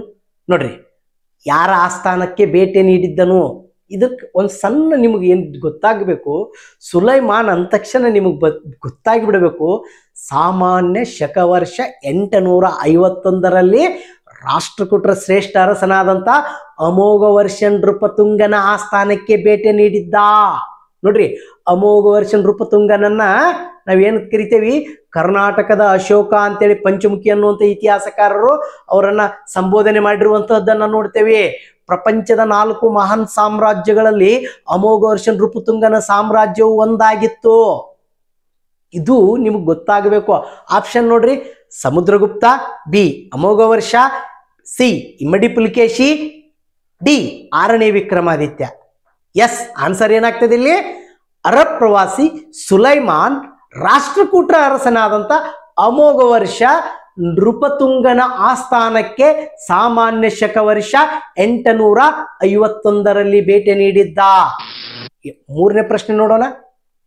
ನೋಡ್ರಿ, ಈ ಕೆಳಗಿನ ಸ್ಮಾರಕಗಳಲ್ಲಿ ಯಾವುದು ದೆಹಲಿಯಲ್ಲಿ ಕಂಡು ಬರುವುದಿಲ್ಲ? ನೋಡ್ರಿ, ಯಾವುದು ಕಂಡು ಬರುವುದಿಲ್ಲ? ಜಾಮಿಯಾ ಮಸೀದಿ, ಮೋತಿ ಮಸೀದಿ, ದಿವಾನಿಯಾಮ್ ಮತ್ತು ಕೆಂಪುಕೋಟೆ. ಕೆಂಪುಕೋಟೆ ಎಲ್ಲಿ ಬರ್ತದ? ದೆಹಲಿಯಲ್ಲಿ ಬರ್ತದ. ಜಾಮಿಯಾ ಮಸೀದಿಯಲ್ಲಿ ಬರ್ತದ, ದೆಹಲಿಯಲ್ಲಿ ಬರ್ತದ. ಆನ್ಸರ್ ನೋಡ್ರಿ ಹೆಂಗ, ನೋಡ್ರಿ ಆನ್ಸರ್ ದಿವಾನ್ ಇ ಆಮ್ ಅನ್ನುವಂತಹ ಕಟ್ಟಡ ಇದು ಎಲ್ಲಿ ಕಂಡು ಬರುವುದಿಲ್ಲ? ದೆಹಲಿಯಲ್ಲಿ ಕಂಡು ಬರುವುದಿಲ್ಲ. ಇನ್ಕ್ಲೂಡಿಂಗ್ ಮೋತಿ ಮಸೀದಿನೂ ಎಲ್ಲದ? ದೆಹಲಿ ಒಳಗದ. ದಿವಾನ್ ಇ ಆಮ್ ಮಾತ್ರ ದೆಹಲಿಯಲ್ಲಿಲ್ಲ. ಎಸ್. ನಾಲ್ಕನೇದು, ಶಕ್ತಿ ವಿಶಿಷ್ಟಾದ್ವೈತ ಸಿದ್ಧಾಂತವನ್ನ ಪ್ರತಿಪಾದಿಸಿದವರು ಯಾರು? ನೋಡ್ರಿ, A Basaveshwara, B Madhvacharya, C Ramanujacharya, D Shankaracharya. ನೋಡ್ರಿ, ಶಂಕರಾಚಾರ್ಯ ಅದ್ವೈತ ಸಿದ್ಧಾಂತ, ರಾಮಾನುಜಾಚಾರ್ಯ ವಿಶಿಷ್ಟಾದ್ವೈತ ಸಿದ್ಧಾಂತ, ಮಧ್ವಾಚಾರ್ಯ ದ್ವೈತ ಸಿದ್ಧಾಂತ, ಬಸವೇಶ್ವರ ಶಕ್ತಿ ವಿಶಿಷ್ಟಾದ್ವೈತ ಸಿದ್ಧಾಂತ. ಅಂದ್ರೆ ಉತ್ತರ ಏನಾಗಬೇಕಿಲ್ಲಿ? ಬಸವೇಶ್ವರರು ಶಕ್ತಿ ವಿಶಿಷ್ಟಾದ್ವೈತ ಸಿದ್ಧಾಂತವನ್ನ ಪ್ರತಿಪಾದನೆ ಮಾಡಿದ್ರು. ಐದದ್ದು, ರಕ್ಷಿಸು ಕರ್ನಾಟಕ ದೇವಿ, ರಕ್ಷಿಸು ಕರ್ನಾಟಕ ದೇವಿ ಗೀತೆಯನ್ನ ರಚಿಸಿದವರು ಯಾರು? Hulgol Narayanrao, B M Shri, Mangesh Pai, Shantakavi. ಹೂಲ್ಗೊಳ ನಾರಾಯಣರಾವ್ ಅವರ ಪ್ರಸಿದ್ಧ ಕವಿತೆ ಉದಯವಾಗಲಿ ನಮ್ಮ ಚೆಲುವ ಕನ್ನಡ ನಾಡು. ಇಂಗ್ಲಿಷ್ ಗೀತೆಗಳನ್ನ ಬಿ ಎಂ ಶ್ರೀ ಅವರು ಬರೀತಾರ. ಸೊ ಉತ್ತರ ಏನಾಗಬೇಕು? ಶಾಂತಕವಿ. ಶಾಂತಕವಿಯವರು ರಕ್ಷಿಸು ಕರ್ನಾಟಕ ದೇವಿ ಅನ್ನುವಂಥ ಗೀತೆಯನ್ನ ಬರೆದ್ರು. ಈ ಗೀತೆ ಕನ್ನಡಿಗರಲ್ಲಿ ಕನ್ನಡಾಭಿಮಾನವನ್ನ ಹುಟ್ಟಿಸಿ ಕನ್ನಡಿಗರನ್ನ ಕರ್ನಾಟಕ ಏಕೀಕರಣಕ್ಕಾಗಿ ಜಾಗೃತಗೊಳಿಸಿತು ಅನ್ನುವಂತಹದ್ದನ್ನ ನಾವು ನೋಡ್ತೀವಿ. ಈಗ ನೋಡ್ರಿ, ಆ ಎ ಭಾಗದಲ್ಲೇ ಎರಡನೇ ಪ್ರಶ್ನೆ ಅದ. ಕೊಟ್ಟಿರುವ ಉತ್ತರಗಳಲ್ಲಿ ಸರಿಯಾದದ್ದನ್ನ ಆರಿಸಿ ಬಿಟ್ಟ ಸ್ಥಳಗಳನ್ನ ತುಂಬಿ. ಇಲ್ಲಿ ನೀವು ಏನದಂದ್ರ ನಿಮಗ ಉತ್ತರ ಮ್ಯಾಗ್ ಬ್ರಾಕೆಟ್ನಾಗ ಕೊಟ್ಟಿರ್ತಾರ. 5 ಪ್ರಶ್ನೆಗಳಿದ್ರ 6 ಆಪ್ಷನ್ ಕೊಟ್ಟಿರ್ತಾರ. 5 ಯಾವ ಕರೆಕ್ಟ್, ಯಾವ್ದಕ್ಕೆ ಯಾವ್ದು ಹೊಂದಾಣಿಕೆ ಆಗ್ತದ ಅನ್ನೋದು ನೋಡಿ ಬರೀಬೇಕು. 5 ಇರ್ತಾವು, ಒಂದಕ್ಕೆ 1 ಮಾರ್ಕ್ಸ್ ಇರ್ತದ, 5 ಅಂಕಗಳಿರ್ತಾವ. ಒಂದನೇ ಪ್ರಶ್ನೆ ನೋಡೋಣ ನಾವು. ನೋಡ್ರಿ, ನಾನು ಆಗಲೇನು ಹೇಳಿದೆ, ಮ್ಯಾಗ್ ಉತ್ತರ ಕೊಟ್ಟಿರ್ತಾರೆ. ಏನದಪ್ಪ ಅವು? ರಾಜಾರಾಮ್ ಮೋಹನ್ ರಾಯ್, ಚೋಳರು, ವಿವೇಕಾನಂದ, ಪತಂಜಲಿ, ಚಾಲುಕ್ಯರು, ಪಂಪ ಅಂತೇಳಿ ಕೊಟ್ಟಿದ್ರು. ಪ್ರಶ್ನೆ ಏನದ? ಅಷ್ಟಾಂಗ ಯೋಗ ಕೃತಿಯನ್ನು ಬರೆದವರು ಯಾರು? ಎರಡನೇದು, ಗ್ರಾಮ ಸ್ವಯಂ ಆಡಳಿತವು ಡ್ಯಾಶರ ಪ್ರಮುಖ ಲಕ್ಷಣವಾಗಿದೆ. ಡ್ಯಾಶ್ ಇವರನ್ನು ಕನ್ನಡದ ಆದಿಕವಿ ಎಂದು ಕರೆಯುತ್ತಾರೆ. ವೇದಾಂತ ಕಾಲೇಜನ್ನು ಸ್ಥಾಪಿಸಿದವರು ಯಾರು? ಡ್ಯಾಶ್ರನ್ನು ಭಾರತದ ರಾಷ್ಟ್ರ ಪ್ರೇಮಿ ಸಂತ ಎಂದು ಕರೆಯುತ್ತಾರೆ. ನೋಡ್ರಿ, ಸಣ್ಣ ಕನ್ಫ್ಯೂಷನ್ ನಿಮ್ಗೆಲ್ಲ ಏನಾಗ್ಬಿಡ್ತದ, ವೇದಾಂತ ಕಾಲೇಜನ್ನು ಯಾರು ಸ್ಥಾಪಿಸಿದರು ಅಂದ ತಕ್ಷಣ ವೇದಾಂತ ಸಮಾಜ ಅನ್ನುವಂಥದ್ದು ಬರ್ತದ. ಯುರೋಪಿನಲ್ಲಿ ಮತ್ತು ಅಮೆರಿಕದ ನ್ಯೂಯಾರ್ಕ್ ನಗರಗಳಲ್ಲಿ ವೇದಾಂತ ಸಮಾಜಗಳನ್ನು ಸ್ಥಾಪಿಸಿ ಆ ಸಮಾಜದ ಮೂಲಕ, ಆ ಸಂಸ್ಥೆಯ ಮೂಲಕ ಭಾರತೀಯ ಸಂಸ್ಕೃತಿಯನ್ನ, ಭಾರತದ ವೇದ ಉಪನಿಷತ್ತುಗಳನ್ನ ಜನತೆಗೆ ಪರಿಚಯ ಮಾಡುವಂತ ಕೆಲಸವನ್ನ ಸ್ವಾಮಿ ವಿವೇಕಾನಂದರು ಮಾಡಿದರು. ಬಟ್ ವೇದಾಂತ ಸೊಸೈಟಿ ಅಥವಾ ವೇದಾಂತ ಸಮಾಜ ಬೇರೆ, ವೇದಾಂತ ಕಾಲೇಜ್ ಬೇರೆ. Don't confuse. ಉತ್ತರಗಳನ್ನು ನೋಡೋಣ ಈಗ. 6ನೇದು ನೋಡ್ರಿ. 1ನೇದು ಅಷ್ಟಾಂಗ ಯೋಗ ಕೃತಿಯನ್ನು ಬರೆದವರು. ಅಷ್ಟಾಂಗ ಯೋಗ ಕೃತಿಯನ್ನ ಪತಂಜಲಿಯವರು ಬರೀತಾರ. ಅಷ್ಟಾಂಗ ಸಂಗ್ರಹ ನೋಡ್ರಿ, ಅಷ್ಟಾಂಗ ಯೋಗ, ಡೋಂಟ್ ಕನ್ಫ್ಯೂಸ್. ಅಷ್ಟಾಂಗ ಯೋಗ ಪತಂಜಲಿಯವರು ಬರೆದರ, ಅಷ್ಟಾಂಗ ಸಂಗ್ರಹವನ್ನ ವಾಗ್ಭಟ ಅವರು ಬರೀತಾರ. ನೆನ್ಪಿಟ್ಟುಕೊಡ್ರಿ. 2ನೇದು ಗ್ರಾಮ ಸ್ವಯಂ ಆಡಳಿತವು ಡ್ಯಾಶರ ಪ್ರಮುಖ ಲಕ್ಷಣವಾಗಿತ್ತು. ಉತ್ತರ ಚೋಳರ ಪ್ರಮುಖ ಲಕ್ಷಣವಾಗಿತ್ತು. ಆ ಚೋಳರ ಗ್ರಾಮಾಡಳಿತದ ಬಗ್ಗೆ, ಚೋಳರ ಸ್ವಯಂ ಆಡಳಿತದ ಬಗ್ಗೆ ತಿಳಿಸುವಂತ ಶಾಸನ ಉತ್ತರ ಮೇರೂರು ಶಾಸನ. ಅದನ್ನು ಹೊರಡಿಸಿದವರು 1ನೇ ಪರಾಂತಕ, ಸಾಮಾನ್ಯ ಶಕ 919 ಮತ್ತು 920 2 ಹಂತದಲ್ಲಿ ಆ ಶಾಸನವನ್ನು ಹೊರಡಿಸಿರುವಂತಹದ್ದನ್ನು ನಾವು ನೋಡ್ತೇವೆ. ನೆಕ್ಸ್ಟ್ 8ನೇದು ಡ್ಯಾಶರನ್ನು ಕನ್ನಡದ ಆದಿಕವಿ ಎಂದು ಕರೆಯುತ್ತಾರೆ. ಯಾರನ್ನ? ಪಂಪನನ್ನ ಕನ್ನಡದ ಆದಿಕವಿ ಅಂತ ಹೇಳಿ ಕರೀತಾರ. ಇದಕ್ಕೆ ರಿಲೇಟೆಡ್ ಆಗಿ ಪ್ರಶ್ನೆ ಇಲ್ಲಿ ಆದಿಕವಿ ಅಂತ ಕೇಳ್ಯಾರ. ನಿಮಗೆ ಆನ್ಯುವಲ್ ಆಗಿ ಹೆಂಗೆ ಕೇಳ್ಬೋದು? ಕವಿ ಚಕ್ರವರ್ತಿ ಬಿರುದು ಯಾರಿಗದಂತ? ರನ್ನ ಅಂತ ಕೇಳ್ಬೋದು. ಉಭಯ ಕವಿ ಚಕ್ರವರ್ತಿ ಅಂತ ಯಾರದ? ಅದು ಪೊನ್ನ ಅಂತ ಕೇಳ್ಬೋದು. ಸೊ ನಿಮ್ಗೆ ಗೊತ್ತಿರಲಿ. 9ನೇದು ವೇದಾಂತ ಕಾಲೇಜನ್ನು ಸ್ಥಾಪಿಸಿದವರು. ವೇದಾಂತ ಕಾಲೇಜನ್ನ ರಾಜಾರಾಮ್ ಮೋಹನ್ ರಾಯ್ ಅವರು ಸ್ಥಾಪನೆ ಮಾಡ್ತಾರೆ. ಲಾಸ್ಟ್, ಡ್ಯಾಶರನ್ನು ಭಾರತದ ರಾಷ್ಟ್ರಪ್ರೇಮಿ ಸಂತ. ಡ್ಯಾಶರನ್ನು ಅಂದ್ರೆ ವಿವೇಕಾನಂದರನ್ನು ಭಾರತದ ರಾಷ್ಟ್ರಪ್ರೇಮಿ ಸಂತ ಅಂತ ಹೇಳಿ ಕರೀತಾರ, ಸ್ವಾಮಿ ವಿವೇಕಾನಂದ ಅವರನ್ನ. ಎಸ್, ಮುಂದಿನ ನೋಡೋಣ. ನೋಡ್ರಿ, 3ನೇ ಪ್ರಶ್ನೆ. ಅದು ಎಲ್ಲಿ? ಎ ಭಾಗದಲ್ಲಿ ಅದ. 11ನೇ ಪ್ರಶ್ನೆ ನೋಡ್ರಿ. ಕೆಳಗಿನವುಗಳನ್ನು ಹೊಂದಿಸಿ ಬರೆಯಿರಿ. Match the following. ಎ ಪಟ್ಟಿಯಲ್ಲಿ 5 ಇರ್ತಾವು, ಬಿ ಪಟ್ಟಿಯಲ್ಲಿ 6 ಇರ್ತಾವು. ಯಾವ್ದು ಹೊಂದಾಣಿಕೆ ಆಗ್ತಾ ಅದನ್ನ ಆರಿಸಿ ಬರೆಯುವಂಥದ್ದು ಇರ್ತದೆ. 5 ಇರ್ತಾವು, 1ಕ್ಕೆ 1 ಅಂಕ, 5 ಅಂಕಗಳದ. 1ನೇದು ನೋಡೋಣ. ನೋಡ್ರಿ ಹೆಂಗದ. ಎ ಪಟ್ಟಿಯೊಳಗೆ ಏನು? ಗೌತಮ ಬುದ್ಧ, ಅಶೋಕ, ಅಕ್ಬರ್, ಅನ್ವರುದ್ದೀನ್, ಲಾಲಾ ಲಜಪತ್ ರಾಯ್. ನೋಡ್ರಿ, ಬಿ ಪಟ್ಟಿಯಲ್ಲಿ 6 ಅದಾವ ಅಂತ ಹೇಳಿದ್ದೀನಿ. ಒಂದು ನಿಮಗೆ ಕನ್ಫ್ಯೂಸ್ ಮಾಡಕ್ಕೆ ಕೊಟ್ಟಿರ್ತಾರೆ. ನೋಡ್ರಿ, ಮಂದಗಾಮಿ ನಾಯಕ, ಅಷ್ಟಾಂಗ ಮಾರ್ಗ, ಅಡಿಯಾರ್ ಕದನ, ಗೊಂಡವನ ಆಕ್ರಮಣ, ಧರ್ಮ ವಿಜಯ, ತೀವ್ರಗಾಮಿಗಳ ನಾಯಕ. ಉತ್ತರ ನೋಡ್ರಿ. 1ನೇದು ಗೌತಮ್ ಬುದ್ಧನಿಗೆ ಅಷ್ಟಾಂಗ ಮಾರ್ಗಗಳು. ಇಲ್ಲ, ಆಪ್ಷನ್ ಚೇಂಜ್ ಮಾಡ್ಬೋದಲ್ಲ. ಏನ್ ಕೊಡ್ಬೋದಲ್ಲಿ? ಇನ್ನೊಂದು ಏನ್ ಕೊಡ್ಬೋದು ಹೇಳಿ? ಆರ್ಯ ಸತ್ಯ ಅಂತ ಹೇಳಿ ಕೊಡ್ಬೋದು. ಎಸ್. ಇಲ್ಲ, ಮಹಾವೀರ ಕೊಡ್ಬೋದು, ತ್ರಿರತ್ನ ಅಂತ ಹೇಳಿ ಮಾಡ್ಬೋದು. ಪ್ರಶ್ನೆ ತೆಗೆಯು. ಎಸ್, ಅಶೋಕ ಧರ್ಮ ವಿಜಯ. ಅಕ್ಬರ್ ಗೊಂಡವಾನ ಆಕ್ರಮಣ 1564ರಲ್ಲಿ ಗೊಂಡವನದ ಮೇಲೆ ದಾಳಿಯನ್ನು ಮಾಡ್ತಾನೆ ಅಕ್ಬರ್. ಎಸ್, ಅನ್ವರುದ್ದೀನ್ ಅಡಿಯಾರ್ ಕದನ. ಇದಕ್ಕೆ ಇನ್ನೊಂದು ಹೆಸರು ಅದ ರೀ. ಏನು? ಸೈಂಟ್ ಥಾಮ್ ಕಾಳಗ ಅಂತಲೂ ಕರೀತಾರ. ಲಾಲಾ ಲಜಪತ್ ರಾಯ್ ತೀವ್ರಗಾಮಿಗಳ ನಾಯಕ ಅಂತೇಳಿ. ಎಸ್, ಇದು ಹೊಂದಿಸಿ ಬರೆಯಿರಾಯಿತು. ಇನ್ನ ಮುಂದೋಡೋಣ. ಈ ಕೆಳಗಿನ ಪ್ರಶ್ನೆಗಳಿಗೆ ಪ್ರತಿಯೊಂದಕ್ಕೂ ಒಂದು ಪದ ಅಥವಾ ಒಂದು ವಾಕ್ಯದಲ್ಲಿ ಉತ್ತರಿಸಿ. Very short answer. ಇವುಗಳನ್ನು ನಾವು ಒಂದು ವಾಕ್ಯ ಅಥವಾ ಒಂದು ಪದದಲ್ಲಿ ನಾವು ಉತ್ತರಿಸಬೇಕಾಗ್ತದೆ. ಇವು ಎಷ್ಟಿರ್ತಾವೆ? 5 ಇರ್ತಾವೆ. 1ಕ್ಕೆ 1 ಅಂಕ ಇರ್ತದೆ. 5 ಅಂಕಗಳು. ಇಲ್ಲಿನೂ ನೋ ಆಪ್ಷನ್. ಇಲ್ಲ, ಆಪ್ಷನ್ ಇರಲ್ರಿ. ಎಸ್, 1ನೇ ತಗೊಳ್ಳೋಣ. ಇಂಡಿಯಾ ಪದ ಯಾವ ಭಾಷೆಯಿಂದ ಬಂದಿದೆ? ಇಂಡಿಯಾ ಅನ್ನುವಂಥ ಪದ ನೋಡ್ರಿ, ಇಲ್ಲಿ ಗ್ರೀಕ್ ಭಾಷೆಯ ಇಂಡೋಸ್ ಎಂಬ ಪದದಿಂದ ಬಂದಿದೆ. ಹಾಗೆ ಹಿಂದೂಸ್ತಾನ್ ಪರ್ಷಿಯನ್ ಭಾಷೆಯಿಂದ ಬಂದಂಥದ್ದು. ಎಸ್, ಮಹೆಂಜೋದಾರೋ ಪದದ ಅರ್ಥ. ಮಹೆಂಜೋದಾರೋ ಅನ್ನುವಂಥದ್ದು ಸಿಂಧಿ ಭಾಷೆಯ ಪದ. ಇದು ಮಹೆಂಜೋದಾರ ಅಂದ್ರೆ ಸಿಂಧಿ ಭಾಷೆಯಲ್ಲಿ ಏನಂದ್ರೆ ಮಡಿದವರ ದಿಬ್ಬ, ಸತ್ತವರ ದಿಬ್ಬ ಅಂತ ಹೇಳಿ ಕರೀತಾರೆ. ಹಾಗೇನೆ ಇನ್ನೊಂದದ ಮಡಿದವರ ದಿಬ್ಬ ಅರ್ಥ ಕೊಡುವಂಥದ್ದು ಲೋತಾಲ. ಗುಜರಾತಿ ಭಾಷೆಯಲ್ಲಿ ಲೋತಾಲ ಅಂದ್ರ ಮಡಿದವರ ದಿಬ್ಬ ಅಂತ ಆಗ್ತದ. ಎಸ್, ಮಡಿದವರ ದಿಬ್ಬ ಮೊಹೆಂಜೊದಾರೋ ಪದದ ಅರ್ಥ. 14ನೇ ಪ್ರಶ್ನೆ ನೋಡೋಣ. ಕ್ಷೇತ್ರ ಎಂದರೇನು? ಕ್ಷೇತ್ರ ಎಂದರೆ ಆರ್ಯರು ಉಳುಮೆ ಮಾಡಿದ ಭೂಮಿಯನ್ನ ಕ್ಷೇತ್ರ ಮಾಡುವ ಭೂಮಿಯನ್ನ ಕ್ಷೇತ್ರ ಅಂತ ಹೇಳಿ ಕರೀತಾರ. 15ನೇ ಪ್ರಶ್ನೆ. ವೇದಗಳಿಗೆ ಹಿಂತಿರುಗಿ ಎಂದು ಕರೆದವರು ಯಾರು? ವೇದಗಳಿಗೆ ಹಿಂತಿರುಗಿ ಎಂದು ಕರೆದವರು ಸ್ವಾಮಿ ದಯಾನಂದ ಸರಸ್ವತಿಯವರು. ವೇದಗಳಿಗೆ ಹಿಂದಿರುಗಿ ಗೋ ಸಂರಕ್ಷಣಾ ಚಳವಳಿಯನ್ನು ಅವರೇ ಪ್ರಾರಂಭ ಮಾಡಿದ್ರು. ಸ್ವರಾಜ್ಯ ಅನ್ನುವಂಥ ಪದವನ್ನ ಅವರೇ ಏನಪ್ಪಾ ಅಂತಂದ್ರೆ ಸ್ವರಾಜ್ಯ ಕಲ್ಪನೆಯನ್ನು ಮೊದಲು ನೀಡಿದವರು ಅವರೇ. ಎಸ್, ಅವ್ರದ ಸತ್ಯಾರ್ಥ ಪ್ರಕಾಶ ಅನ್ನುವಂಥ ಕೃತಿ ನೋಡಿ. ಒಂದು ಆಲೂರು ವೆಂಕಟರಾಯರ ಪ್ರಸಿದ್ಧ ಕೃತಿ ಕರ್ನಾಟಕ ಗತವೈಭವ. ವಾಗ್ಭೂಷಣ ಅನ್ನುವಂಥ ಪತ್ರಿಕೆಯಲ್ಲಿ ಕರ್ನಾಟಕದ ಹಿರಿಮೆ ಗರಿಮೆಗಳ ಕುರಿತು ಅವರು ಏನಪ್ಪಾ ಅಂತ ಒಂದು ಬಹಳ ಸಮಗ್ರವಾದಂಥ ಒಂದು ಲೇಖನವನ್ನು ಬರೆದಿದ್ರು. ಇಲ್ಲಿ ಆಲೂರು ವೆಂಕಟರಾಯರ ಪ್ರಸಿದ್ಧ ಕೃತಿ ಯಾವುದು? ಕರ್ನಾಟಕದ ಗತವೈಭವ. ಎಸ್, ಬಿ ಭಾಗಕ್ಕೆ ಬರೋಣ. ಇಲ್ಲಿ ಶಾರ್ಟ್, ವೆರಿ ಶಾರ್ಟ್ ಅಲ್ಲ, ಈಗ ಶಾರ್ಟ್ ಆನ್ಸರ್ಸ್ ಅಂತ ಬರ್ತಾವ. ಹೆಂಗಪ್ಪ ಅಂತಂದ್ರ ಅವುಗಳನ್ನು 2 ಪದ ಅಥವಾ 2 ವಾಕ್ಯಗಳಲ್ಲಿ ಉತ್ತರ ಮಾಡುವಂಥದ್ದು.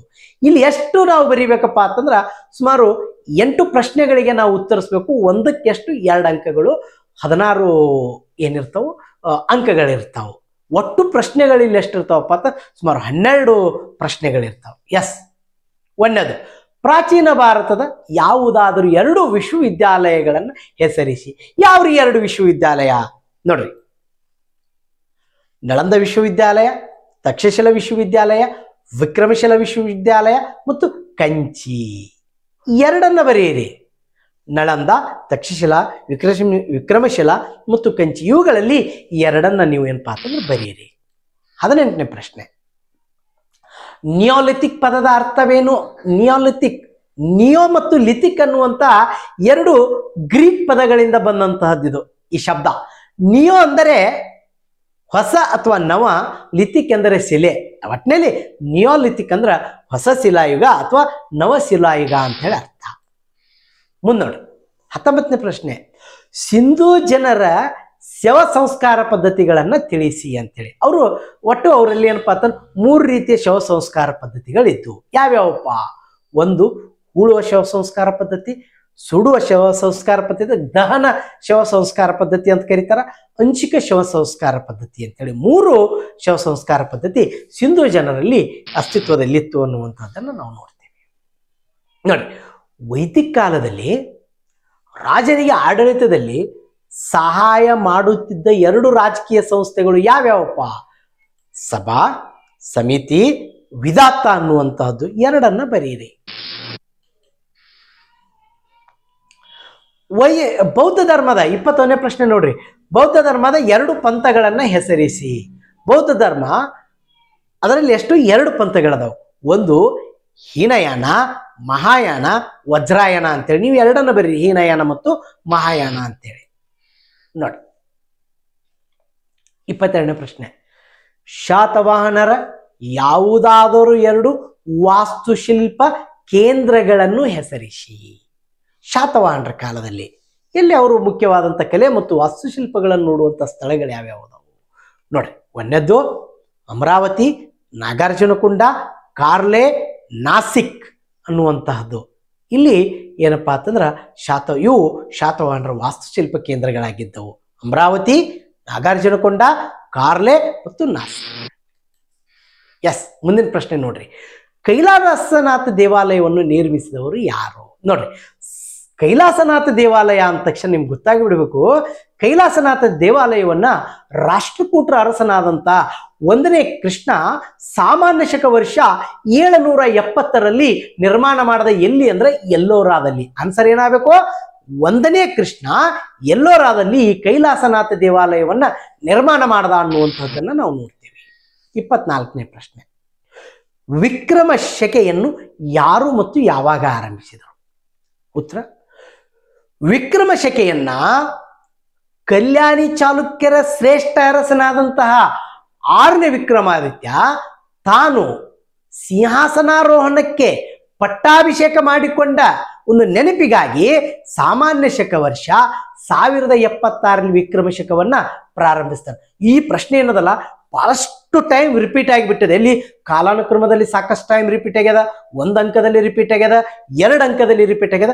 Very important. ಇಲ್ಲಿ ಇನ್ನೊಂದು ಬಹಳ ಇಂಪಾರ್ಟೆಂಟ್ ಅದ. ಏನಪ್ಪಾ ಅಂತಂದ್ರ ದೇವಾಲಯಗಳ ಚಕ್ರವರ್ತಿ ಅಂತೇಳಿ ಯಾವ ದೇವಾಲಯವನ್ನು ಕರೀತಾರೆ ಅಂತೇಳಿ, ಇಟಗಿಯ ಮಹದೇವ ದೇವಾಲಯ.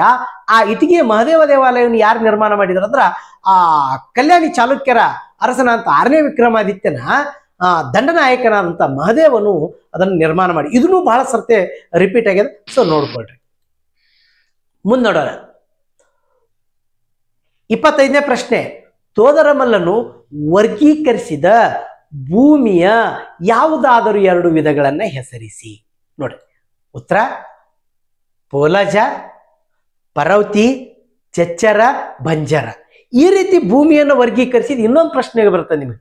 ಎಲ್ಲಿ ಬರ್ತದಪ್ಪ ಅಂತಂದ್ರ ಆ ಕೆಳದಿಯ ನಾಯಕರ ಅರಸ ಶಿವಪ್ಪ ನಾಯಕನ ಶಿಸ್ತು ಅನ್ನುವಂಥ ಭೂ ಕಂದಾಯ ಪದ್ಧತಿ ಅವರು 5 ಭಾಗಗಳನ್ನಾಗಿ ಭೂಮಿಯನ್ನ ವಿಂಗಡಣೆ ಮಾಡಿದರು. ಅದೊಂದಿಟ್ಟು ಇದಕ್ಕೆ ಸಬ್ಟ್ಯೂಟ್ ಆಗಿ ಇದು ಇಲ್ಲ ಅದು ಕೇಳಬಹುದು ಅಂತೇಳಿ ನೋಡ್ಕೊಂಡ್ರಿ. ಎಸ್, ಮುಂದಿನ ಪ್ರಶ್ನೆ. ಸರ್ದೇಶ್ಮುಖಿ ಎಂದರೇನು? ಏನಪ್ಪಾ? ಇದೊಂದು ತೆರಿಗೆ ಪದ್ಧತಿ. ಯಾರ ಕಾಲದಲ್ಲಿತ್ತು? ಶಿವಾಜಿ ಮಹಾರಾಜರ ಕಾಲದಲ್ಲಿತ್ತು. ಏನು ಸರ್ದೇಶ್ಮುಖಿ ಅಂದ್ರೆ ನೋಡೋಣ.